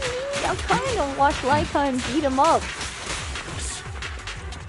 Yep, just go over there now, beat him up too. You got this, Lycon. Oh my god. Time to hunt. You tell Hugo not to beat him up too bad, but look at you. Your robot legs. Oh, now he's going to the next victim. Oh no, he's gonna beat him up. Does he help? I don't know, I kinda just wanna watch him beat him up. Yeah, get him.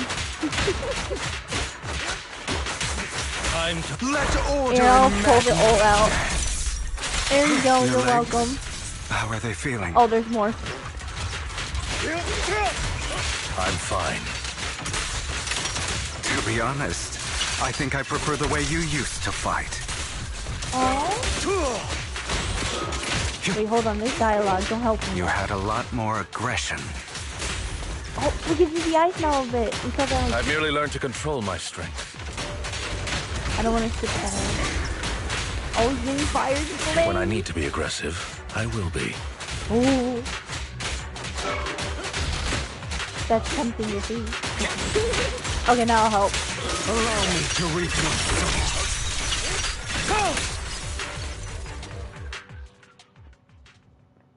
To defeat the Ravenlock family members. Ah, damn it!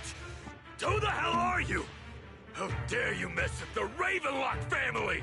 Ooh. Ravenlock. Savor the name while you can, for it will soon cease to exist. I love when like they end like the enemy like it's like so mad and angry, but then the other guy's like, oh yes, and like just talks so calmly and coolly. What's that supposed to mean? It means exactly what I said. I think this might be good for you. Sever your ties while you can. You still have a chance to walk your own path. The family's honor comes above all else. Why? Is that really what you think? I saw the compassion on your face just now. Oh, I'm trying to plug in my phone into charge. Got it. You're not from the main family, right? That's why you were assigned to these trivial tasks. But in reality, there's no need for you to keep playing this boring game for them. It's so boring. I don't have a choice. From the moment I was born into the Ravenlock family, You always have a choice, if you're willing to act. All right, let's end the small talk here. Hugo delivers a swift chop to the back of the necks of the Ravenlock family members. Don't worry, Lycon. I didn't hit them too hard, just enough to keep them quiet. How's that? My acting's pretty good, right? Huh? No way! She was in on it! As always, a certain someone should take some lessons from you. I'll leave the rest to you then. Okie dokie. The workers carry the Ravenlock family members away. Now only Lycon and Hugo remain. Why couldn't he just tell him? He could have just told them that. Okay, now can you tell me exactly what's going on here? As you can see, that worker just now was actually an informant of mine. The pills were swapped out with vitamin tablets. Outside of this batch, some workers have already taken the actual substance Hartman has. But rest assured, the antidote for it is already in development. I found the best in the field to help, and with the data I collected before, we should have results soon. I wanted to ask. The reason you decided to lock yourself in a room and endure the effects of the drug, besides getting evidence, it was also to collect data on this drug in order to create an antidote, correct? What? So he experimented on himself to save others. Oh my gosh, he's such a good guy. It seems you're not completely beyond hope.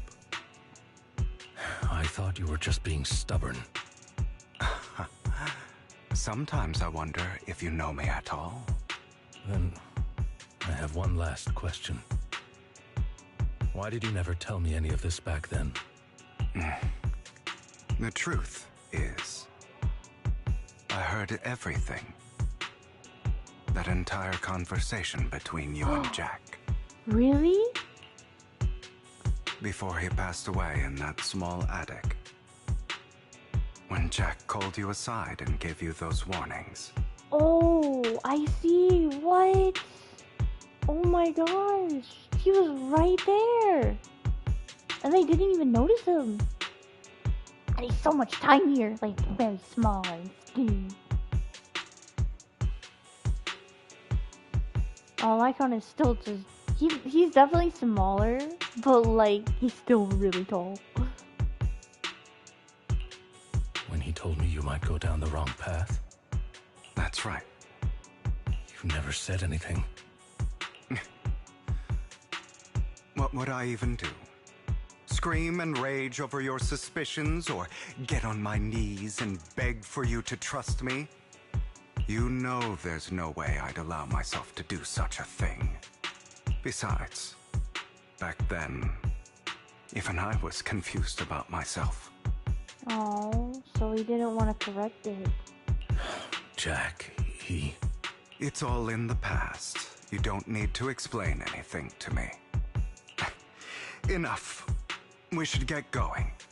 If we're going to reminisce over the past, we should find a more suitable location. Wow. I knew they would change out of the art. I just want to look at it one more time. After leaving the hollow, the two arrive at a place with nice scenery. Like that incident back then. I didn't do it. That incident, he's telling him!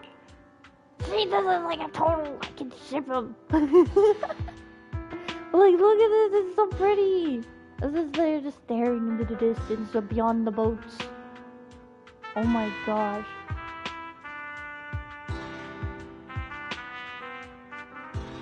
Oh.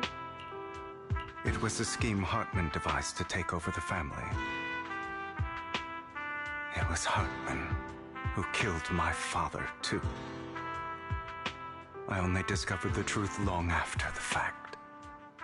I did indeed attack my father, and I thought he was dead.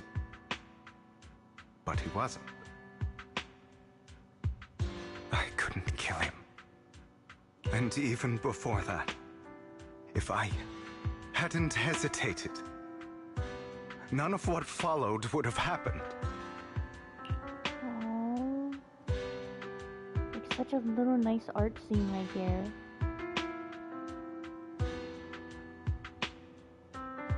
You can't see Lycon's face at all.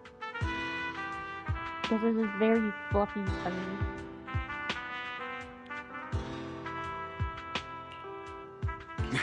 Even now, I still think they deserve death.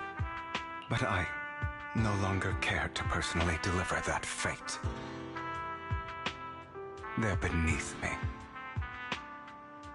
And I have more important things to do. You? I know we may never agree on that point, Lycon. I once wanted to fight against those ugly truths that defined me, but I discovered that the more I rejected them, the more painful it became. So, I could only accept that crazed, hateful, and malicious side of myself. As long as I know I will never become like my father, like Hartman, that is enough for me. You've changed, but I think that might be a good thing. Don't patronize me. You've changed a lot too, compared to before. Wow. I still disagree with Jack's words, and I won't forgive your betrayal. Horns and through the mud.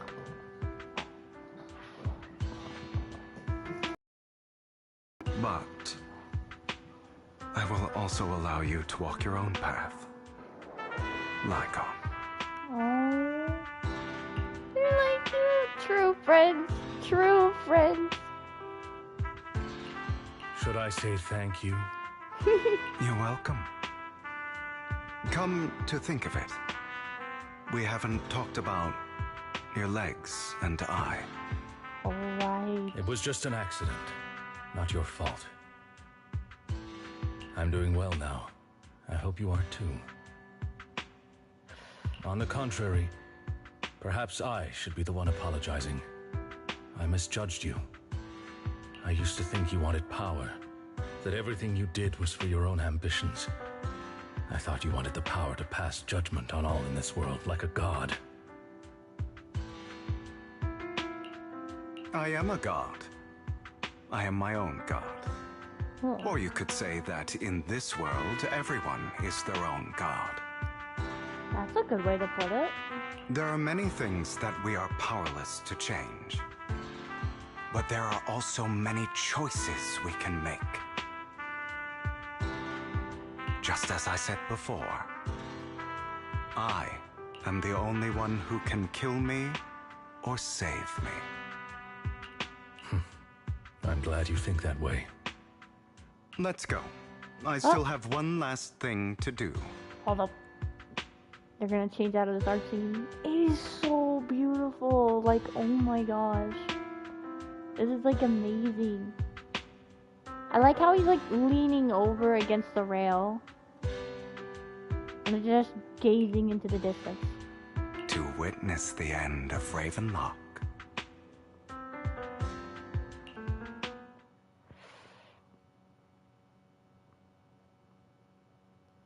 As Hugo recounts the process of gathering evidence, Hartman, unable to listen any longer, slams the table in anger. You really think you can take my place if I die?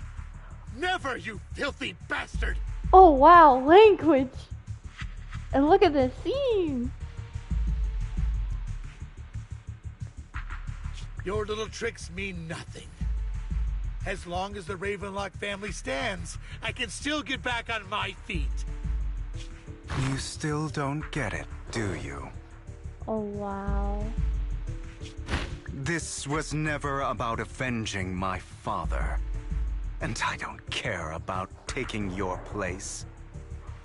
I didn't come this far just to kill you. That'd be pathetic. Right on cue. Why don't you take a look at this, Uncle? I thought there was some little monster crawling in. No, it was the TV.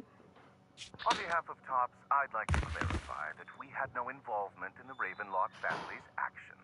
Huh? TOPS is officially terminating all partnerships with the Ravenlock family, effective immediately. We will have no further affiliation with them. What? And who is that? Are you crazy? What the hell do you get out of ruining the Ravenlocks? You want to be a petty thief forever? Thief? Oh, Uncle. Allow me to reintroduce myself. I'm the name people whisper about. The one who robs the rich and gives to the poor. Oh my god. I'm the master con artist who can fool anyone, anytime. Is that an actual chocolate coin? Catch. What? He's so cool. Look at him. Oh my gosh. I'm the leader of Mockingbird.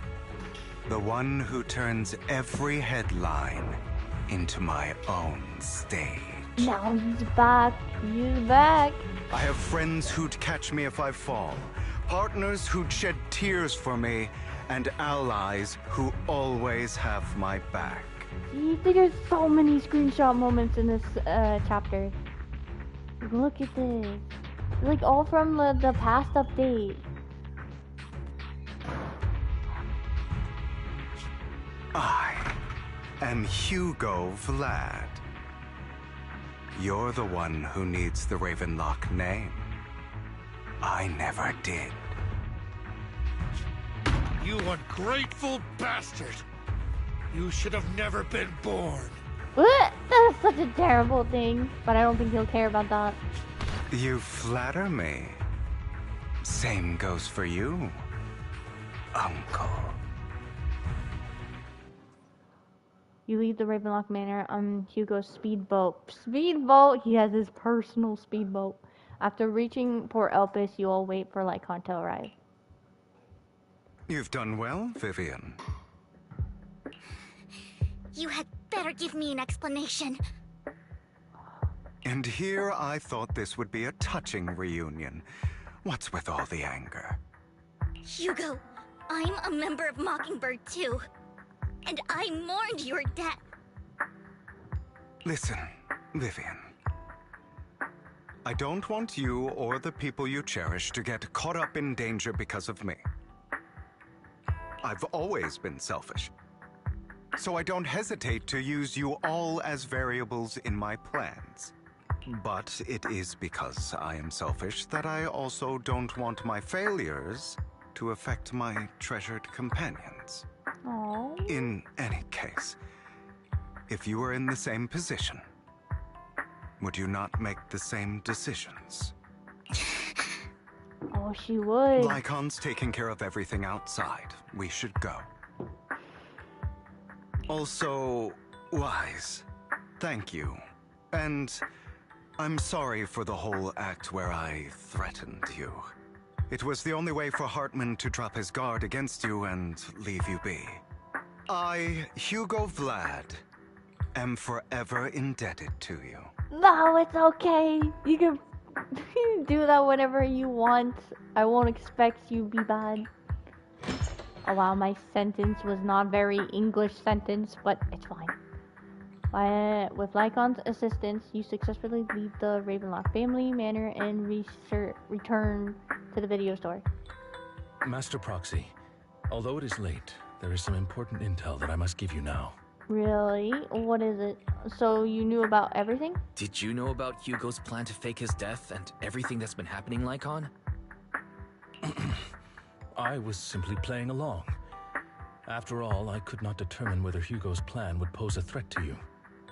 You are a student of the mayor's late friend, and I am obligated to protect you. You still have that habit of finding awkward excuses when you're embarrassed. Oh, they're in the video store where the HDD is. Mr. Hugo Vlad, if you have any important intelligence to share, please do so with haste. I need to return to rest before midnight. Oh, you guys are really close. Exactly. You two sure are, close. For the sake of a certain old fossil's sleep schedule, I'll keep it brief. I learned from Camille that Dina intends to embed the sacrifice core into the sacrifice.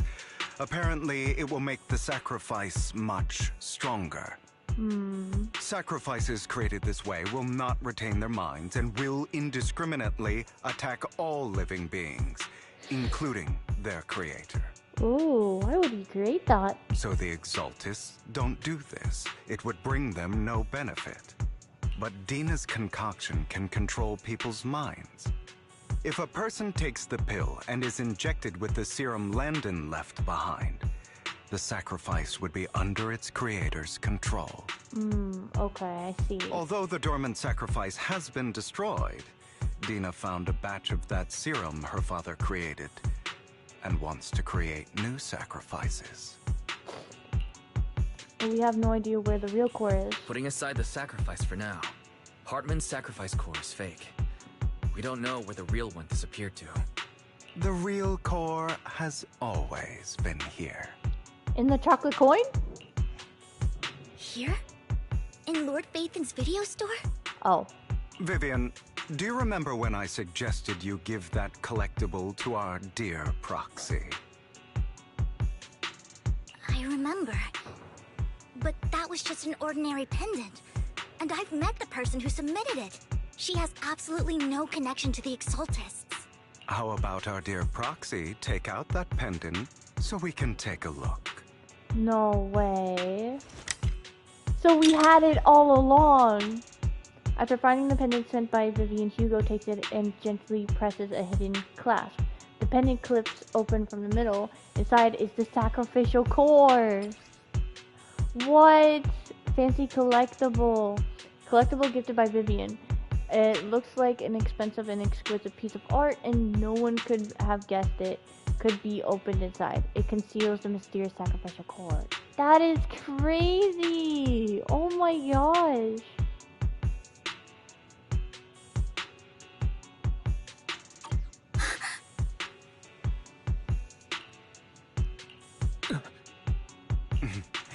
I'll take your surprised expressions as a compliment for my little trick. You should. That's insane. Like it was surprised. I will hand over this core to the mayor as agreed. Since he fulfilled his promise to protect Vivian and the manager while I was pretending to be dead, I won't go back on my promises. No wonder the mayor would promote rhetoric favorable to Mockingbird. I can't believe I thought he was actually being sincere. No, we don't need to worry about the sacrifice core now. Since we have the sacrifice core, all we have to do now is stop Dina from using innocent people to make more sacrifices. Yes, and we need to destroy the last batch of Landon's serum. Hopefully with no options left, Dina will give up her obsession. All right, that's the important stuff. I'm going to go and confirm where Landon's serum's been stashed. I'll contact you again once I have something.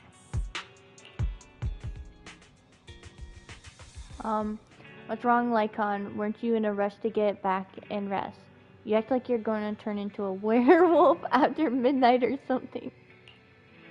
How are you feeling now? He's worried! Relax, I'm not kicking the bucket just yet. But you look a bit more run down than before. Just getting over something nasty, that's all. Risking your neck like that wasn't exactly smart. Maybe you should have... Lycon, remember what I said back then when I fixed my death. For a permanent and absolute victory, we must endure the pain of cutting away rotting flesh and persevere through the darkest hour before dawn. Not wrong, sure, but it was arrogant enough. Instead of playing God and picking who lives or dies, I'd rather just do what I can do. Because at the end of the day, a person can only shape their own destiny, nothing more. You really came a long way. You did. Well, I appreciate the compliment. Hugo, you've got a lot of explaining to do. No more secrets. I will. I'll lay it all out. Promise. After a little chat, Lycon, Hugo, and Vivian say their goodbyes and take off. Back in your room, you drift off to deep, nice sleep. White, Hugo sent a message earlier. There's new progress on the sacrifice situation. They found a large batch of unused sacrifice serum. He wants us to be their guide. He, Vivian, and Lycon will be heading into the Hollow with us to destroy the serum. And I'll use the HDD system this time to head in with you. Nice! When you're ready, just give me a shout, Wise. Remember to bring Eos with you. No, I'm not ready. I'm not ready. I had to use the bathroom. I've been holding it. And we might end stream. Because last stream we streamed for like, what, an hour and 40 minutes? And now it's 2 hours, so that's like 3 hours and 40 minutes. I normally stream longer, but I was late this time. Very late to stream. Let me see how much longer this is. Let me go into another person's stream. If it's like gonna take me like 4 more hours, then we'll end it here.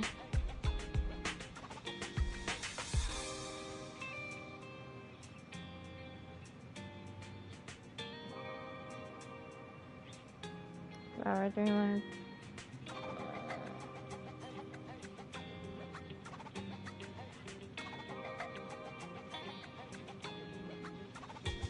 Seems like it's not that long. This person says it's taking him an hour to do to beat the last part of it. What about the one that's 4 hours? Oop.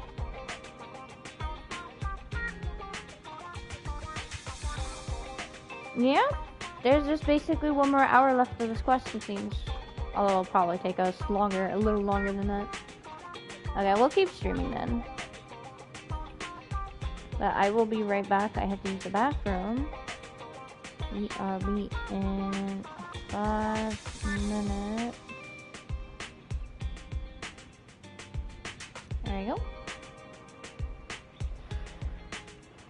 Hold up. Okay. There we go. Be right back.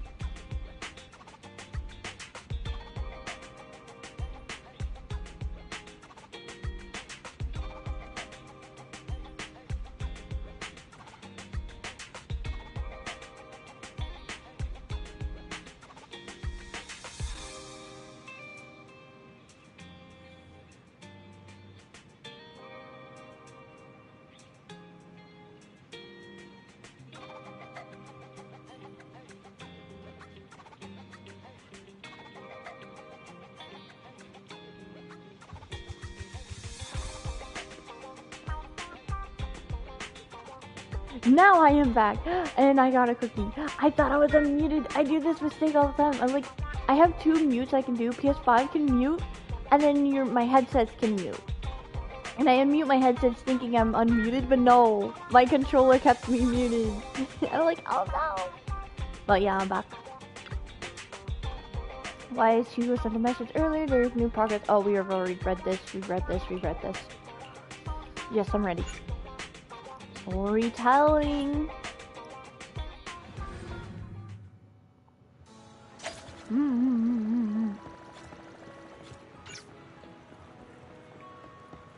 Oh, they're in there. Oh, this is where we had the illusion thing. I think.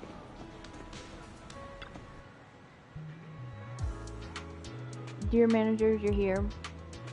Having 2 Lord Faithfins leading the way for me must be the luckiest person alive. Finally, you recognize Belle! This entire time, you've only been obsessed with the protagonist version, but never recognized Belle until now. We'll be counting on you 2, as according to my intel, this is quite the large batch of serum. My guess is that Dina wouldn't pull all the serum in one place, so we may need to split up. Just to be safe, we'll be counting on both of you to guide us. Once you're both ready, let's head into the hollow. I'm ready!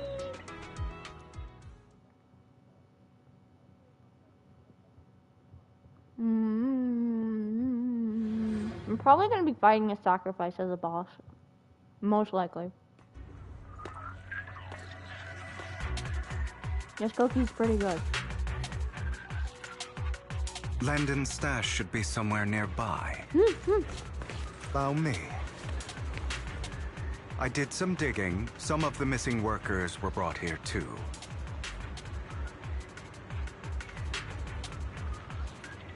Any more dialogue? Dina's getting ready to make her move. Oh no. Heads represents lies, and tails...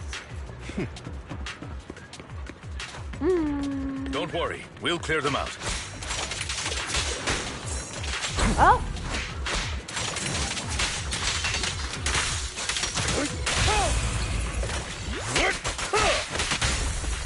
Oh my god, they're so cool together!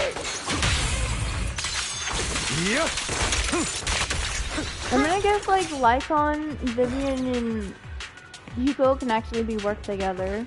And then like we get this 3-number thing. I forgot what it's called.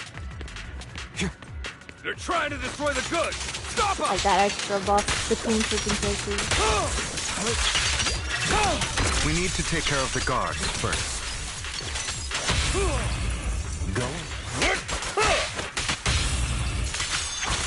Oh, I switched to Vivian! Some of the serum is stored in this warehouse. I thought she would be R1. Little guy.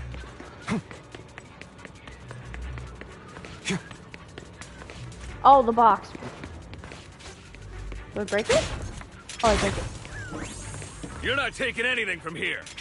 Yes, I will. Hugo, get the guards first. Get the guards first. Oh, they're so cool together. That's why they're so cool together.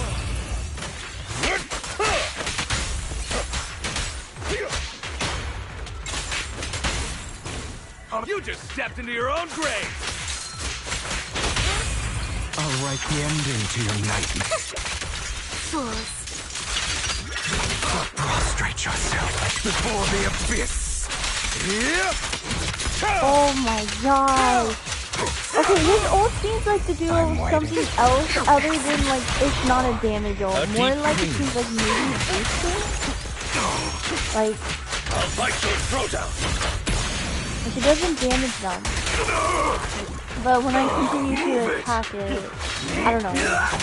You have to look at its skills. That's what happens when you don't read tutorial, you don't know.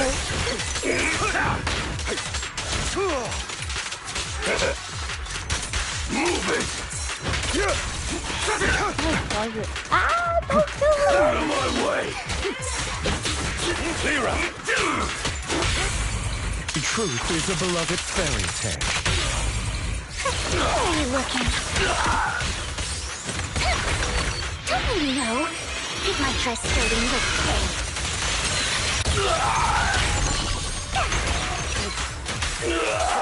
Take this.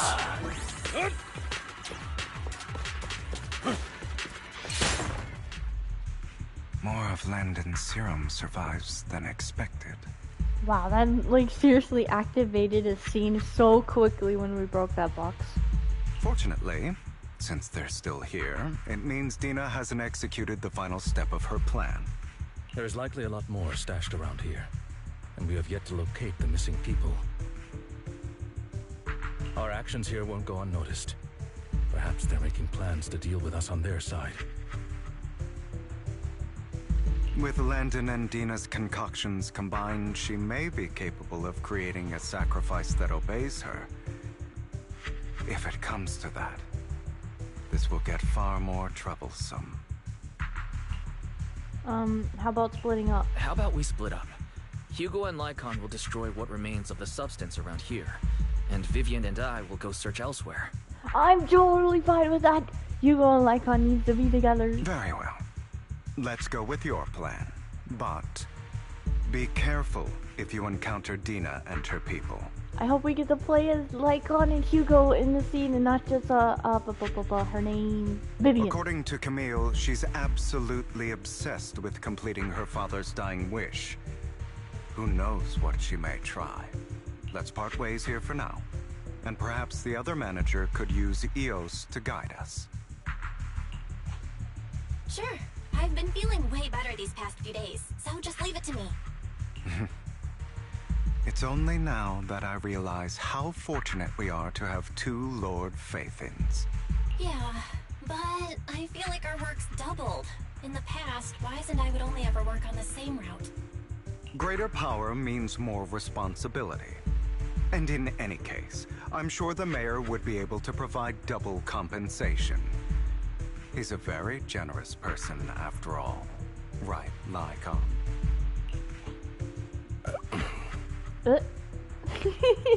I will request additional compensation from the mayor. It's not about compensation. It's just... I'm still not used to us being separated in the Hollow, so I'm worried about Wise's safety.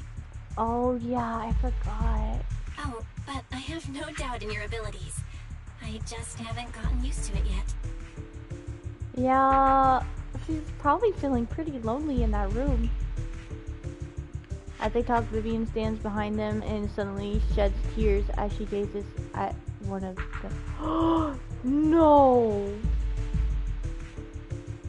What are you talking about? She turns and quickly approaches the area where Landum Serum is stored. Vivian recalls the tears she shed when looking at Faithin and the destiny she saw then. This is the future I saw. Oh yeah, I forgot. And where he had wings, I almost forgot about that. Oh my gosh. What? No. Lord Faithin. Vivian closes her eyes as if making a decision, then grabs a vial of Landum Serums. If a tragedy is inevitable, then let the misfortune fall upon me. I'm sorry. Vivian, don't do it! Don't drink it! Oh my gosh. This time, I will make sure the future I saw does not come to pass. I don't want to bring you misfortune. That's all I wish for. No.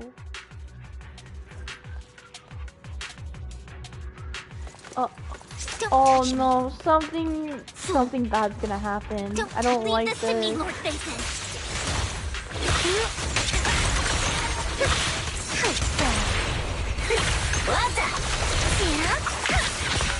Oh, we're with Vivian.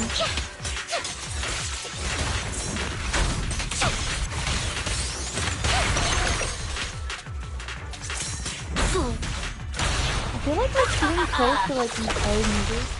Oh well, we are. We saw where we skipped to where we were at in someone else's screen. Lord like, Faithin, feel like there might be more serum short. here. I want it to be longer. You know, 10 hours longer.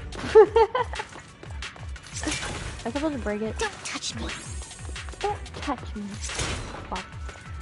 How Bop. dare you steal from Lady Dina! I'll try to go why was it just floating? No promises.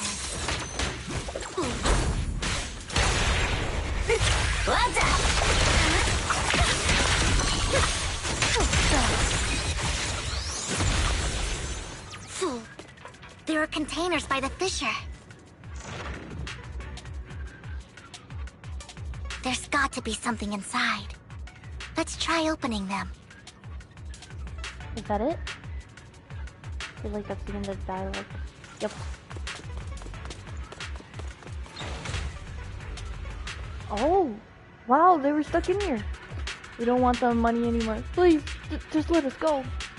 I don't think I'm going to make it. Just end my pain, please. We're here to save you. Are there any other captives? There were, but they all turned into Ethereals. So many Ethereals, they're all dead. Please, just let us go. That girl never intended to let us live. My friends will get you out. We'll be with us. Don't be afraid. You'll get out of this hollow alive. We promise. Really? Oh, thank goodness. Be careful.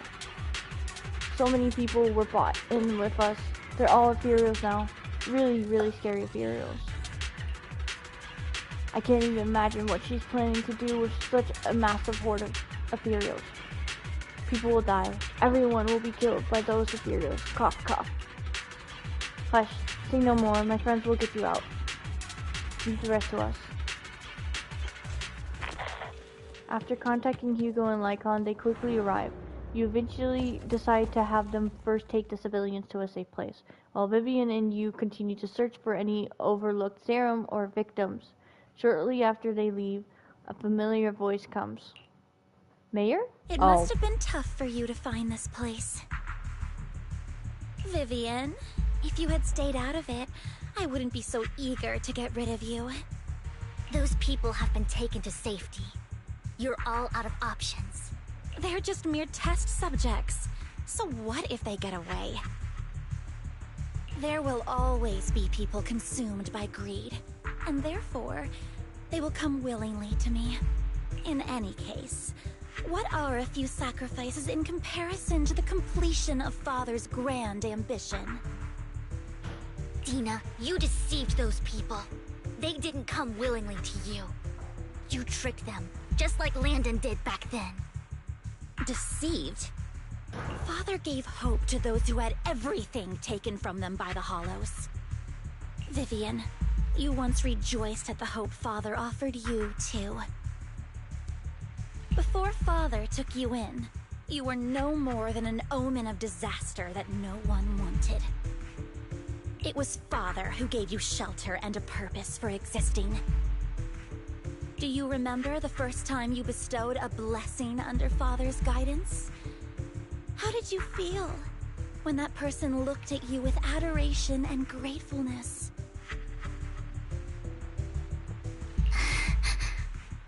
That was the first time you felt hope. Like your existence had a purpose, right? Don't forget that it was Father who, through what you call deception, gave you hope. And you, what have you done? You basked in Father's attention and everyone's adoration, only to destroy everything. That's how she feels about it? Do you think that by leaving the Exaltists, those people will live better lives? Of course not.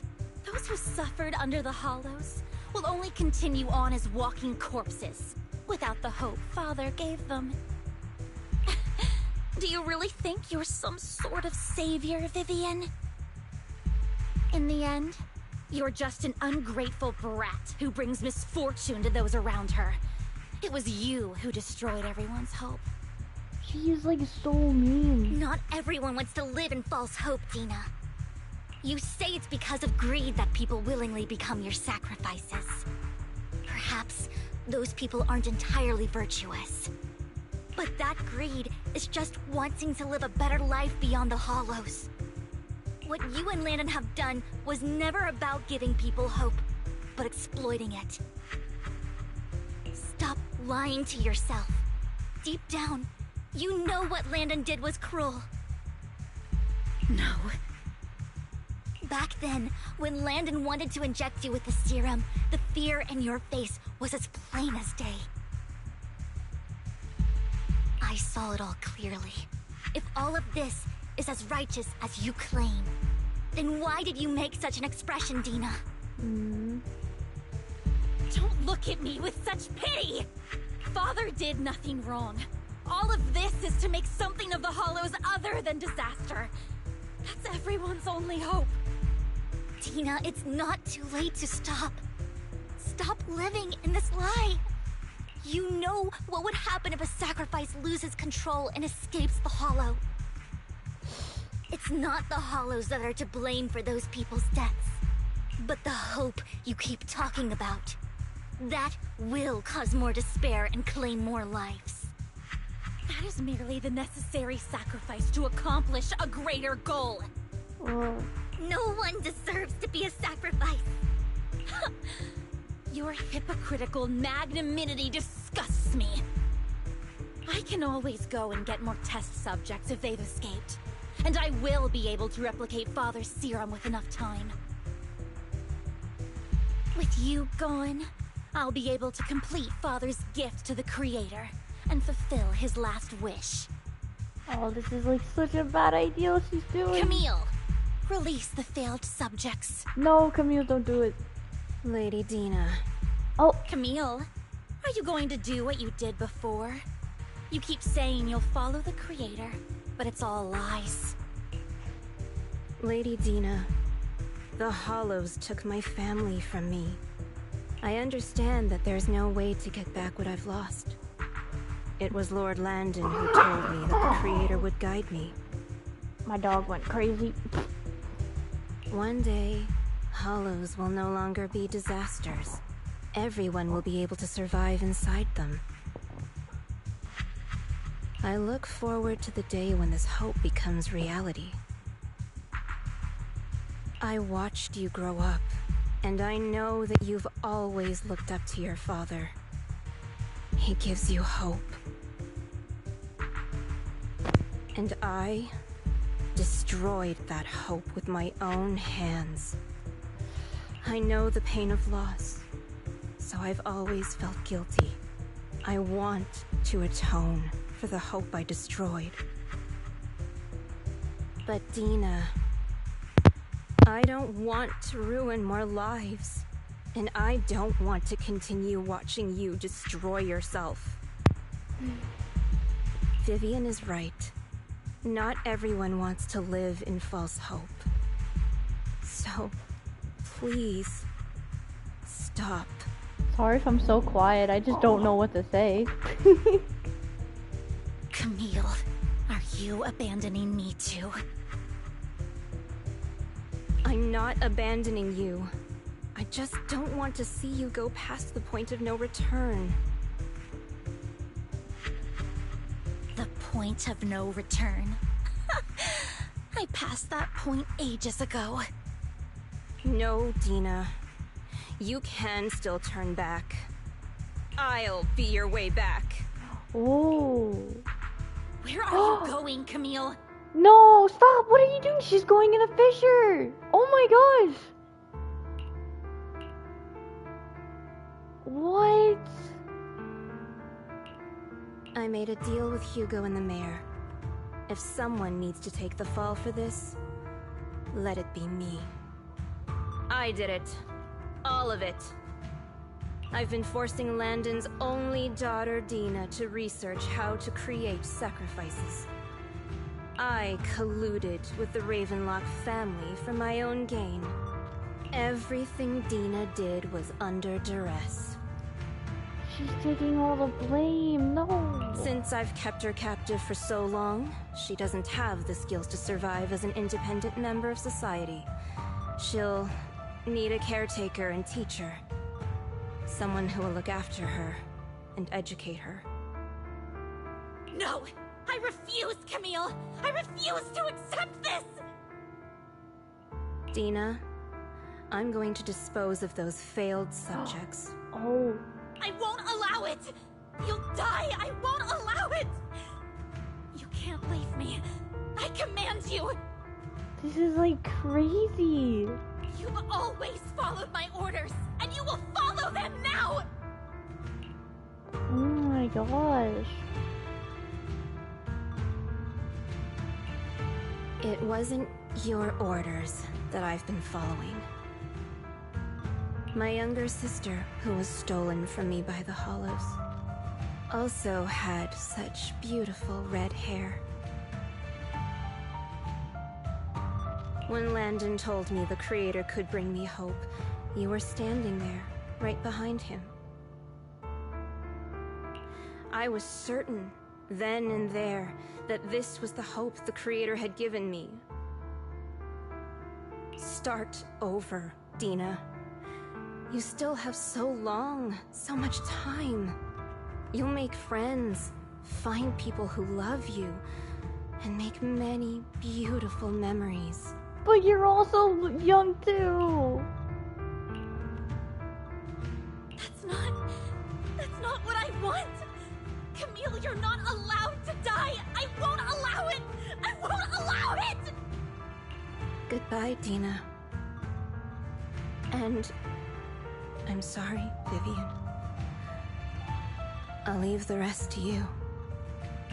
Holy. Camille resolutely walks towards the fissure as Dina stares after her disappearing figure. After a moment, she also walks forward. Vivian is about to stop her, but Dina uses the controls to open a container door. The Fieros surge out, blocking the path. She's going after her. Take out these ethereals first. We can't let Camille's efforts go to waste. Oh my god. That was like crazy. Like, even though they're NPCs, Gacha games can like make such tragic backstories for NPCs. Like, it's quite amazing. They did a lot for Genshin too. Like, these NPCs are amazing there.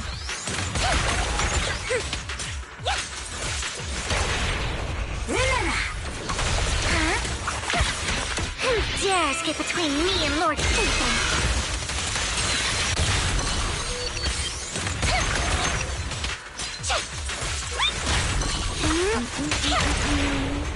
Let's go after Dina, Lord Satan. The fissure. Yeah, They must be on the other side of the fissure.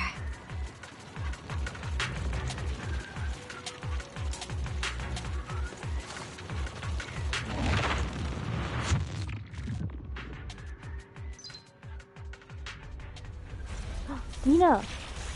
So many ethereals. Oh!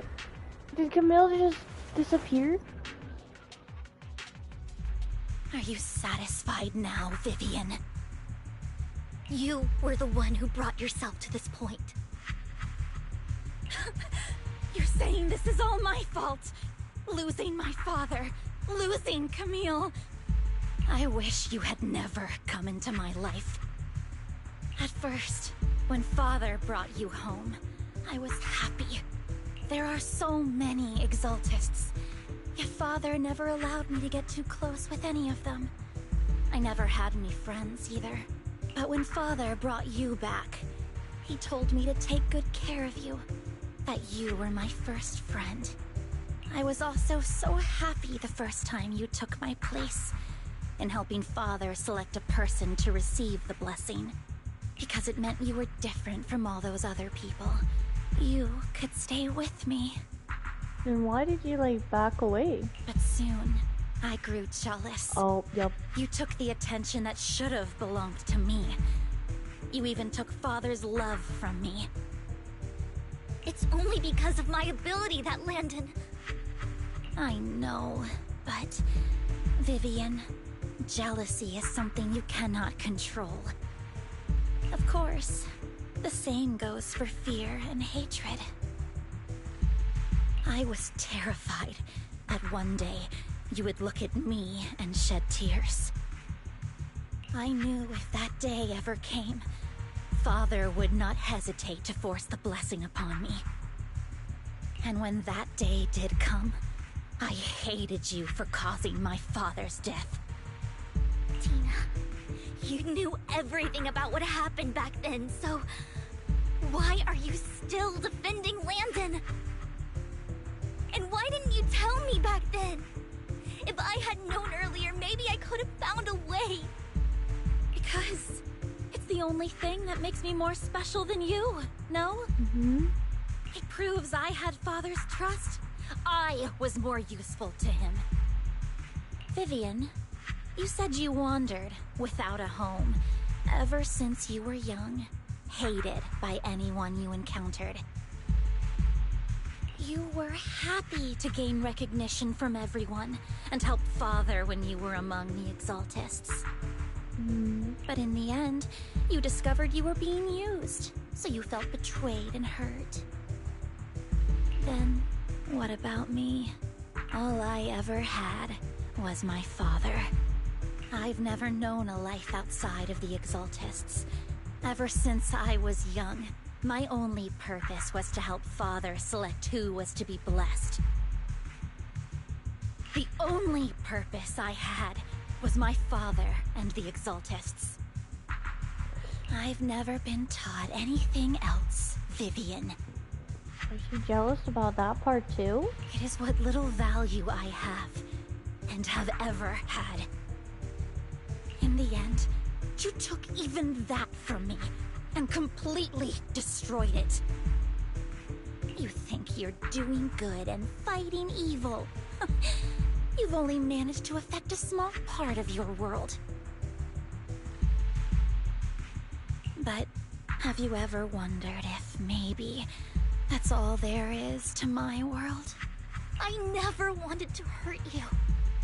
You were also my first friend. And that's why I wanted to save you back then. Save me? You and Camille all talk about saving me.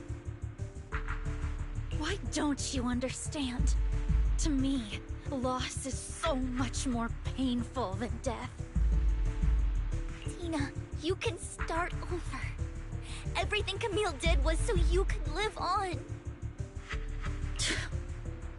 Let's leave the Hollow together. There are so many amazing places in New Eridu. This time, I'll take care of you. I've also met so many amazing people. I'm sure they'll love you too. Okay, Tina? Vivian, I can't forgive you. And I don't want to forgive you. Oh, come on. I have nothing left. If what little hatred I do still harbor were taken from me, well, I refuse to be so pitiful. I won't apologize, Vivian. Dina closes her eyes and injects a vial of the serum into her own arm. Soon ether crystals appear on her body. A sign of corruption. Why is she doing that? I don't want to hate myself. So I can only hate you for killing my father. And hate Camille for leaving me. That's just the kind of person I am. Hateful and despicable. I refuse to owe anyone anything. I refuse to feel regret. I won't. Vivian, I will keep hating you. I will take all who are precious to you. Oh, wow, she really is turning into one. I will also hate Camille. So I won't do as she wished and start a new life.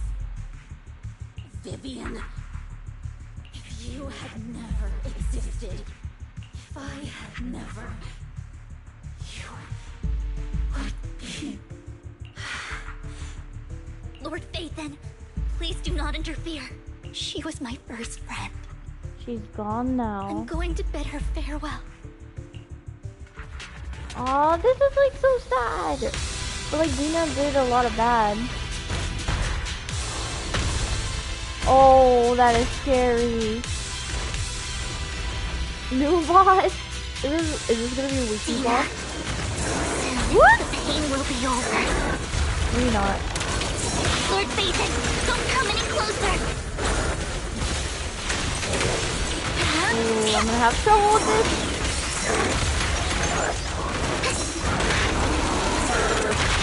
Oh, come on, why can I not dodge a single thing?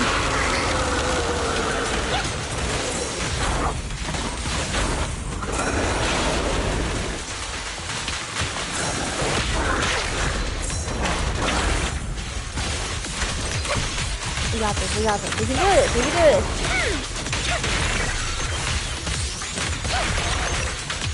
Is he dazed? No, he's not dazed. I'm like pressing X! What? Is my X button not working? Or I just sucked that badly? Oh, I am between the lasers.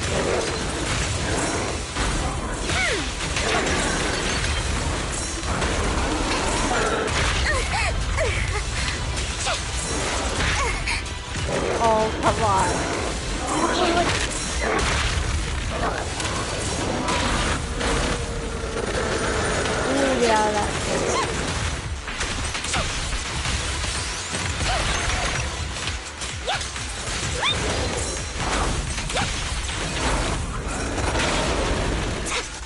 I know I'm like crushing eggs. I know I am. It's like not working.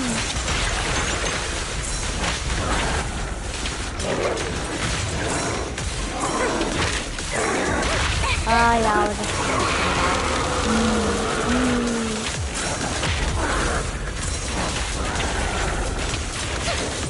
This is hard to fight. Yup.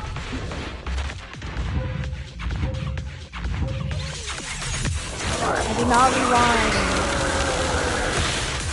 I didn't do it. Okay? You saw nothing.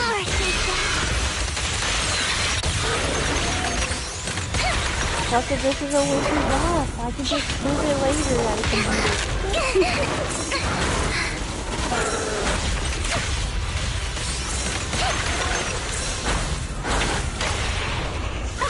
Oh, now my big blue appears.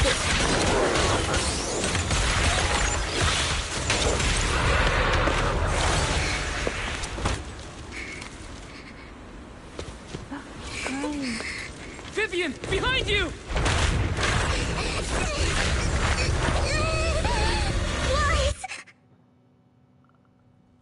Oh. What happened? What the?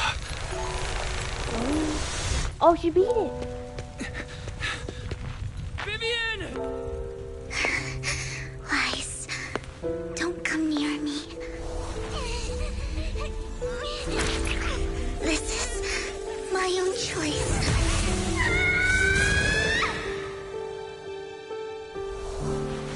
I will change the fate I saw. Vivian! I just want you to remember me when I looked my best. No. Vivian! Careful. Vivian, your body. Is she dying? I'm sorry you had to see me like this, but I don't want to be the one that only brings misfortune anymore. No. There's got to be another way. It's so warm, and the night is beautiful. No, stop! No. Vivian?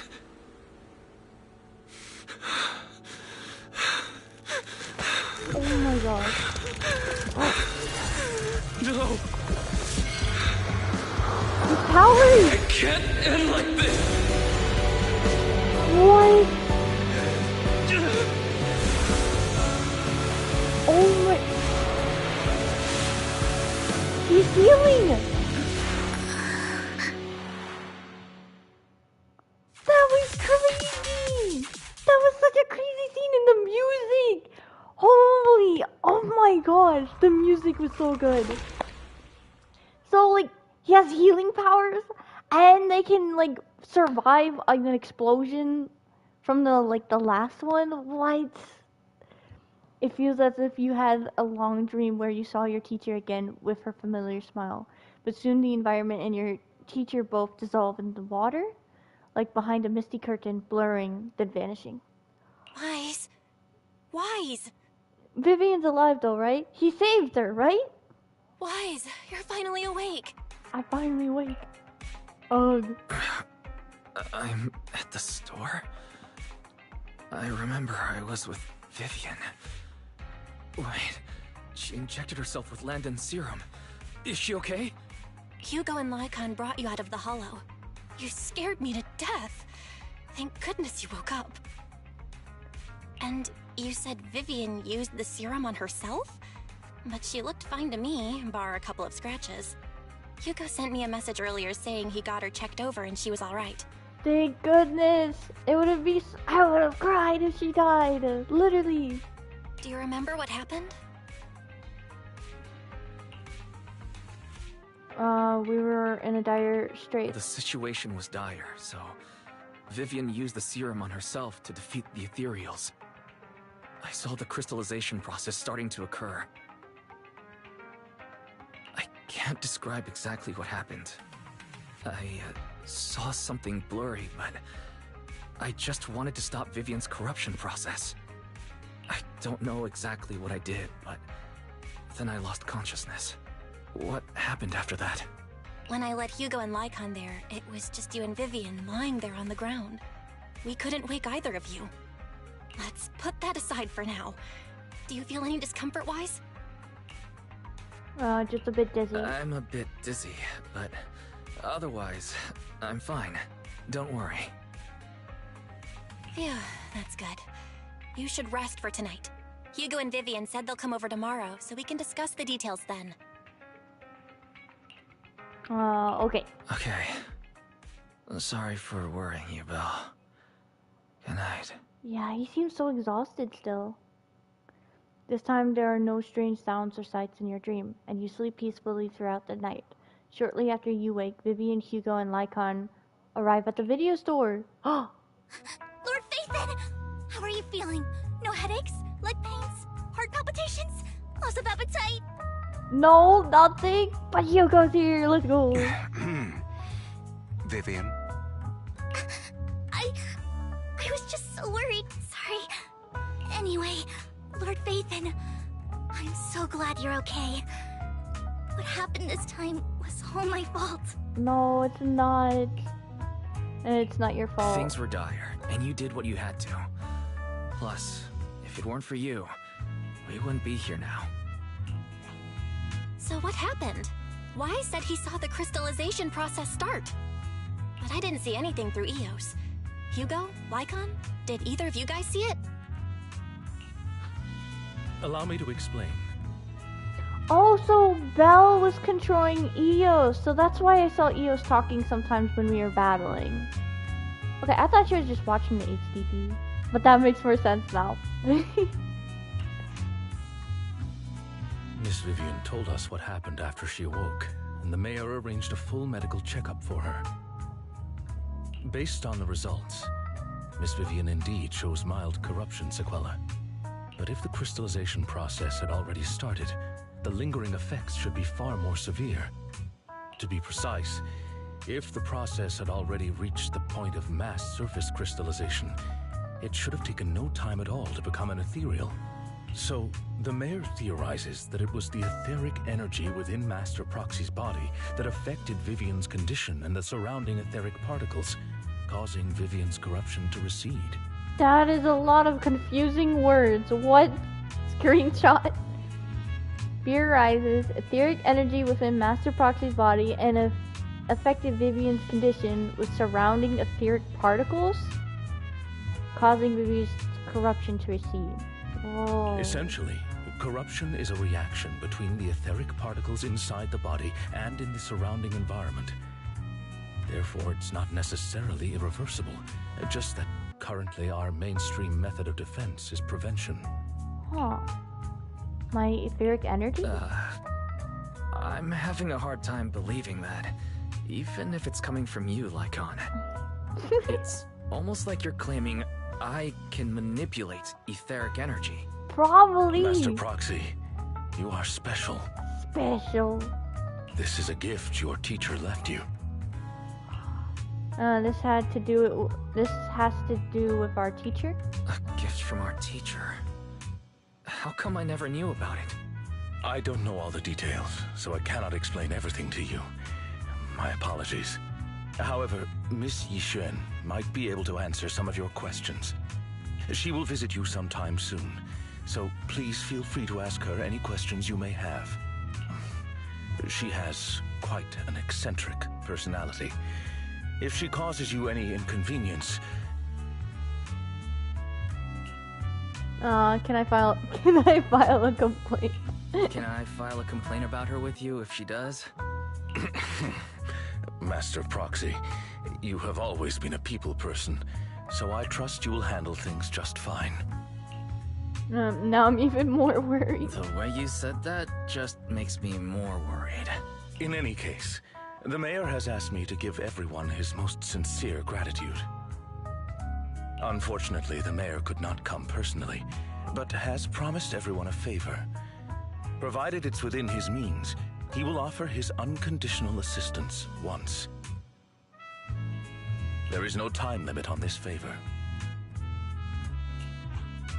Unconditional, What if I wanted his position as mayor? If that is what you desire, then the mayor and his subordinates will be first in line to vote for you in the next election. No way! Seriously? As he says that, he looks so, like, angry. As for the other votes, you'll have to work for them on your own. But should you assume office, I hope you take full responsibility for handling all day-to-day matters and lead by example. By sheer happenstance, the mayor has provided you with a copy of his current assignment, the City Waste Sorting and Processing proposal. Old fox. He tried to convince him not to do it.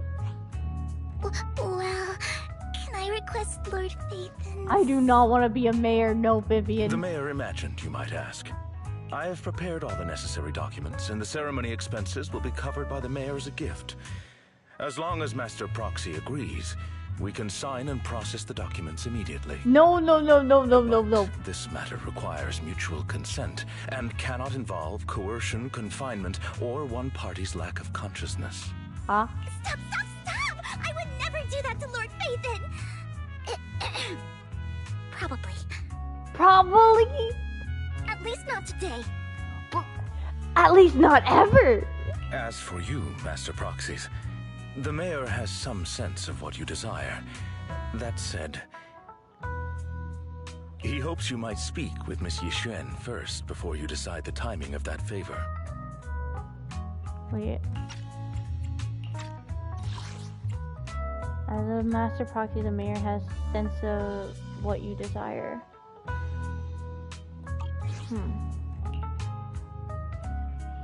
Hugo and Lycon are still bickering, and Vivian sits to one side, eager and anticipatory.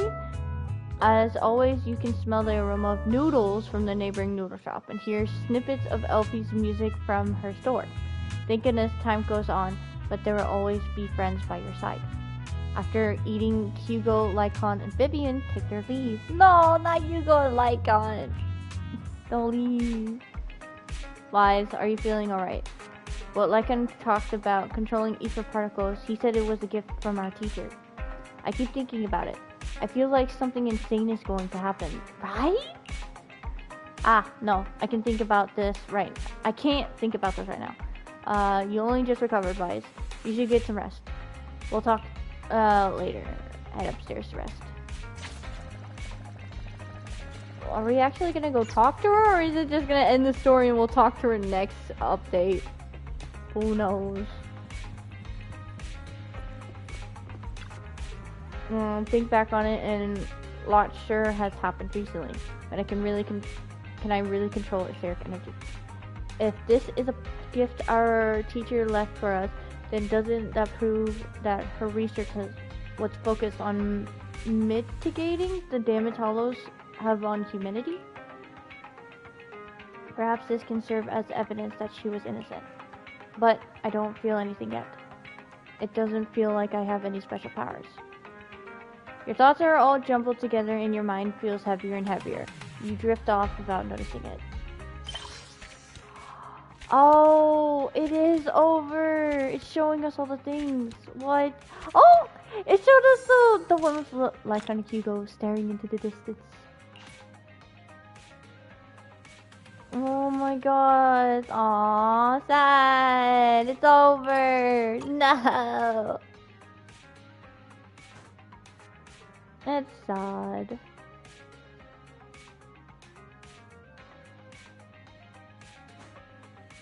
My gosh. That was a pretty cool story. Season 1 epilogue. Season 1 epilogue to both epilogues. But that was really cool. I like that. New Eridu continues to coexist with sacrifices, and neither daily life nor hidden crisis ever cease. New stories and the distant horizons are surely exciting, but one should also cherish each passing day, present or past. One day they'll become memories worth holding on to. Is that it? Take a break? Talk to Belle? What do you mean talk to Belle? I thought that was it!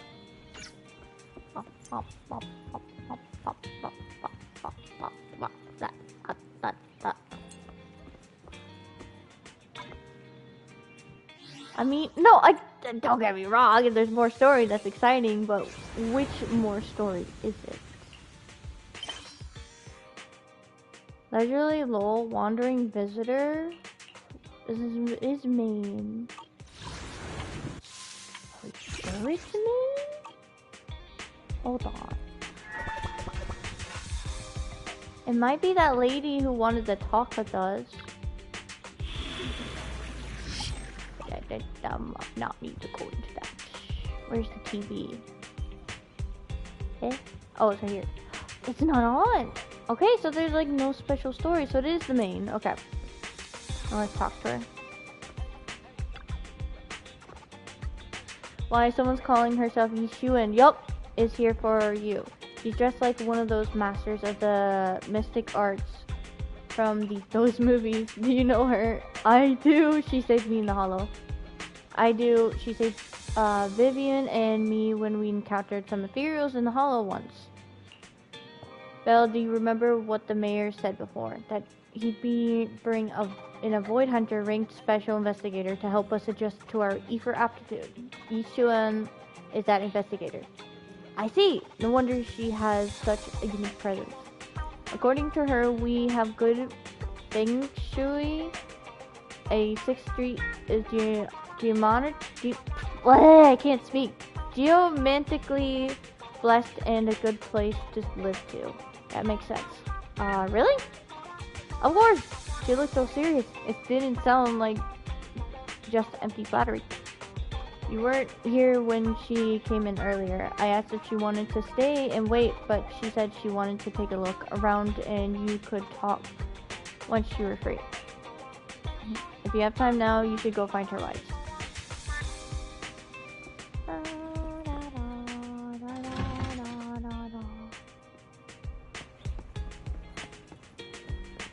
What an interesting store. I did not expect that such a spiritual entity would exist here. It appears this street is a geomantic gem. She looks really cool, but I wish they covered more in the front. Like, get more covered clothing, please. This is Howl. A spiritual entity? His name is Howl, and I guess you could count him as a neighbor of mine. Is there anything special about him? No, I was simply a bit surprised. It's rare to find such an intelligent individual of this breed. Don't underestimate huskies. Even huskies can be really smart, like Howl. You're right. Yet, being overly intelligent comes at a price. It must stay here for prolonged periods of time, parted from its owner and unable to move about freely. Both a blessing and a curse. However, it seems quite happy. We've strayed a bit off topic. Since you're back, let's discuss our partnership. Yishuan gently pets Howl's head, stuffs a few dennies into its mouth money pouch, and then you return to the video store. Nice job.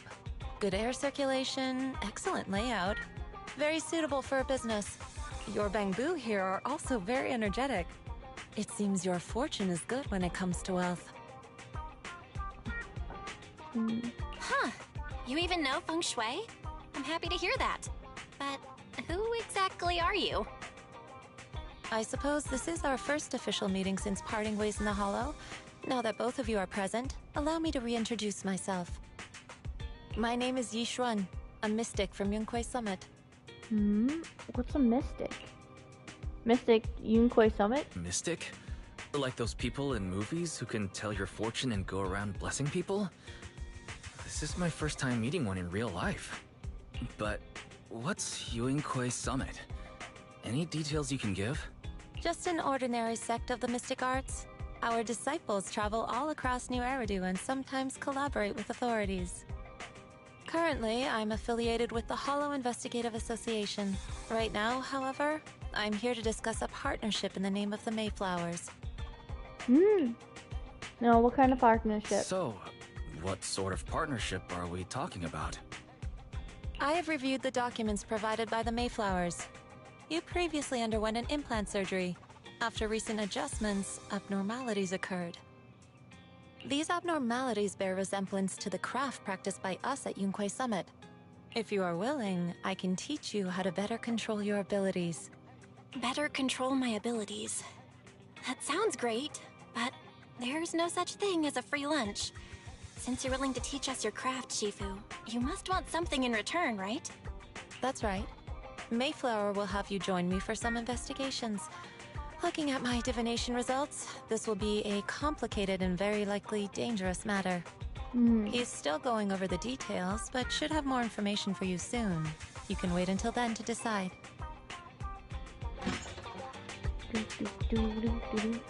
Let's leave it at that. The weather is nice today, perfect for going out.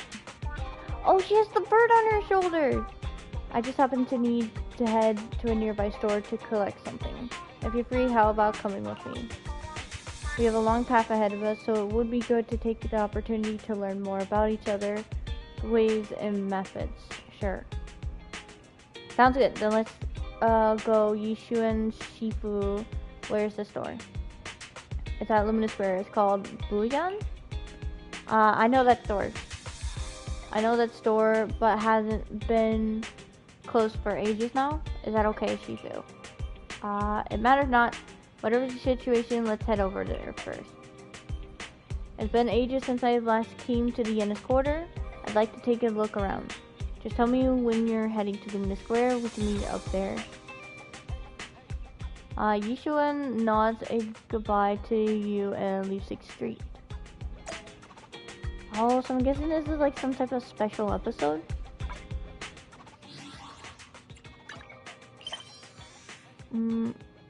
Maybe.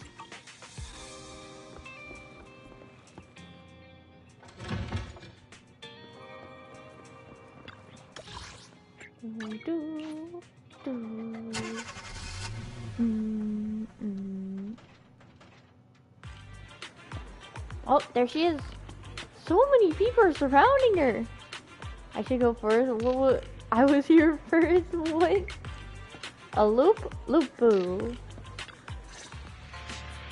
Please help me check my fortune. Here's my pop.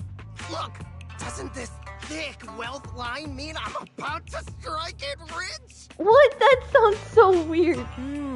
I've looked it over, and your fortune is decent. Huh? You barely looked at it, and you're already done? You have good fortune. What? You don't believe me? I do. Thank you so much. Next, it's my turn. Hey, wait, hey, quit cutting in line. Did we save her? Who are these people? So this is where you were. Who are all these people? You're here, Wise? I decided to take a break. I didn't expect so many people to come seeking my divination services. Don't worry, I need no more than a simple spell to solve this matter. Facing the crowd, Yishuan remains calm and composed and says, Fortune-telling services is 10,000 dennies per session. That is not a spell! In an instant, the people standing in line all flee in fear, scattering in all directions. Oh, wow! I mean, I guess it can be like one. All gone? Good. It seems the Banish Wealth and Desire spell is still effective. Banish Wealth and Desire spell. Banish Wealth and Desire? That's a spell? This isn't the kind of craft you said you were going to teach us, is it? Our video store has a business license, and we'd get complaints if we charged unfair rates. Of course not. This is just a trick to deal with trouble. I'll take my time showing you the true craft of Yunkwei Summit. For now, let's find that shop. Enough! Shifu. Please wait, Shifu. So many people wanted you to tell their fortunes. You must be a divine immortal of legend. Oh no. Great. I finally get to meet an immortal in the flesh. Please, I need your help. I am no immortal, just a normal mystic. However, it appears you're in quite a pickle. And I bumped its head when it was produced, and I don't know what parts got damaged, but sometimes it gets all dazed and really slows to respond. Also, can't connect to the internet and can't receive message. So if it isn't caught up on anything and ends up looking even more silly, oh no. And other Bangboo keep mocking it and it's got a short temper, so it's always fighting other Bangboo. How about taking it to a repair store? No, it's afraid. It can't be repaired. It will get scrapped. So, it refuses to go for repair, so. But it's like watching those movies with immortals who catch demons, so it wants to learn mystic arts. If you try and convince it, it might agree to be repaired. Is he talking about himself? So you wish to use the mystic arts as a cover to convince it to get repaired. It shouldn't be difficult. Why? Do you know any place nearby that does repairs? Oh yes, Enzo. Let me check it over first. There's no need for that. I can check it over first. If there's no major hardware issues, I can do some debugging and adjustments. Oh, very well. And now, really? Great, amazing. You two are amazing. My friend is not far from here. Please go and check it out. Oh, so he really meant someone else.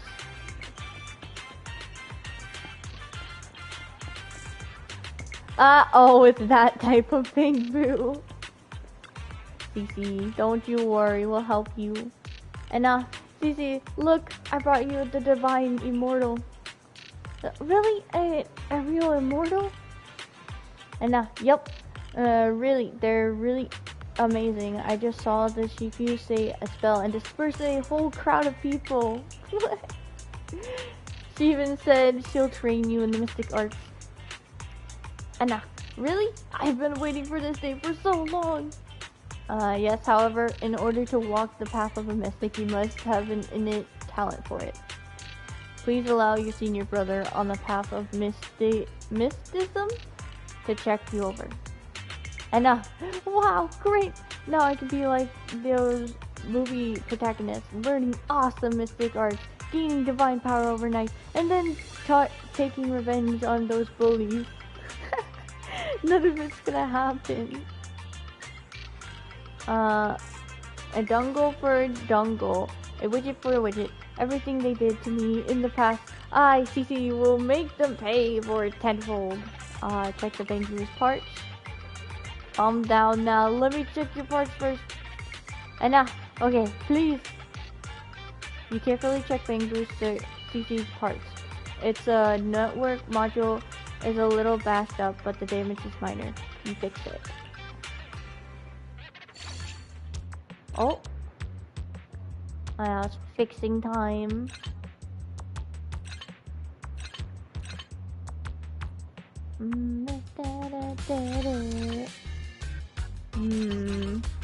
Oh!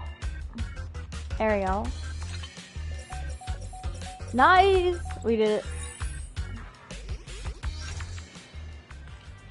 Great, all repaired. How do you feel? And what was that? Wow, countless messages and updates are flashing before my eyes. Oh! And could this be? Is this what they call enlightenment? Wow, amazing! Bangoos are so silly. And I've been enlightened! Enlightenment! Congrats, you're now connected to the internet. And thank you, please be my mentor, my official Shifu. It's a bit too early for that. You have natural talent, but you must hone your state of mind. Once you've matured a little more, you may come seek mentorship. I do not know much of Bangboo affairs, but I can teach you an incantation, the spell of calming. When you feel agitated and wish to fight those other Bangboo, you can recite this incantation under your breath. Their brains are made of defective parts. Oh no, that might make him go into a fight. The others might get mad. Thus, you can avoid conflict and disaster. And I see. The brains are made of defective parts. Their brains are made of defective parts. The Bangbu contemplates for this for a while. It gazes growing brighter. And that's so amazing! As I recite this spell, those bully Bangbus don't seem so irritating anymore. Oh yeah, because you like say something bad about them. And thank you for teaching me this spell calming. Shifu, it really works. You're welcome. Though one should not get into a fight if possible. If you must be sure to win the fight, understand. And understood. Thank you, Shifu. Thank you, Shifu. Shifu, thank you both for helping us. Since you're all right now, it is time for us to take our leave. Let's head to the store. And now we're going to the store. We helped the fellow Bangbu. The store's right up ahead. She's following us. Yes, this is the place.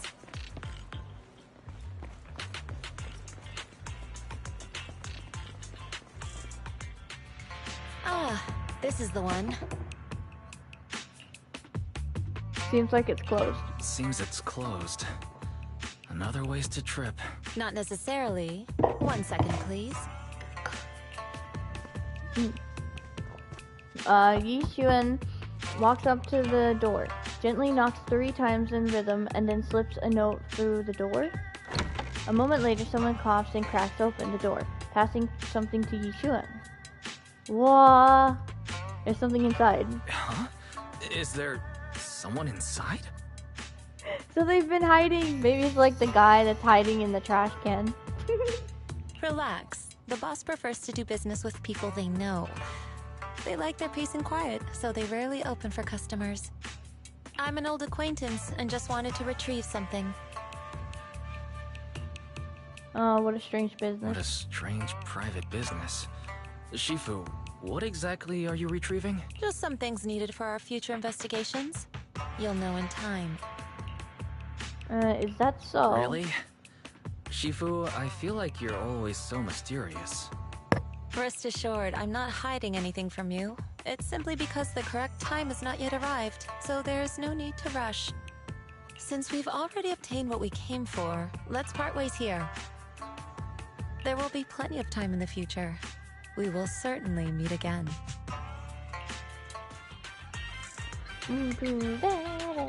He is definitely mysterious. Oh, we can just do this. We don't need to run all the way to the car. Why, you're back. Did everything go okay? We went to a strange door and fixed up a Bangbu. Yup, it went well. It went well. It's just that Yi Xuan Shifu deals with things in a rather unique way. Maybe that's just how a mistake does things. I see. Wise. Do you think what Yi Xuan Shifu claimed is real? Learning mystic arts and whatnot? It sounds like it came straight out of a movie. Are we going to be like these movie protagonists who use talismans to defeat ethereals and magic arrays to suppress hollows? Oh, movies are made up. Nah, we're totally doing it. It definitely won't be exaggerated as a movie, but I don't think Yi Xuan Shifu is lying. She really did display mystical powers back in the Hollow. I see. Well, I trust your judgment. Plus, the mayor must have his reasons for choosing her to teach us.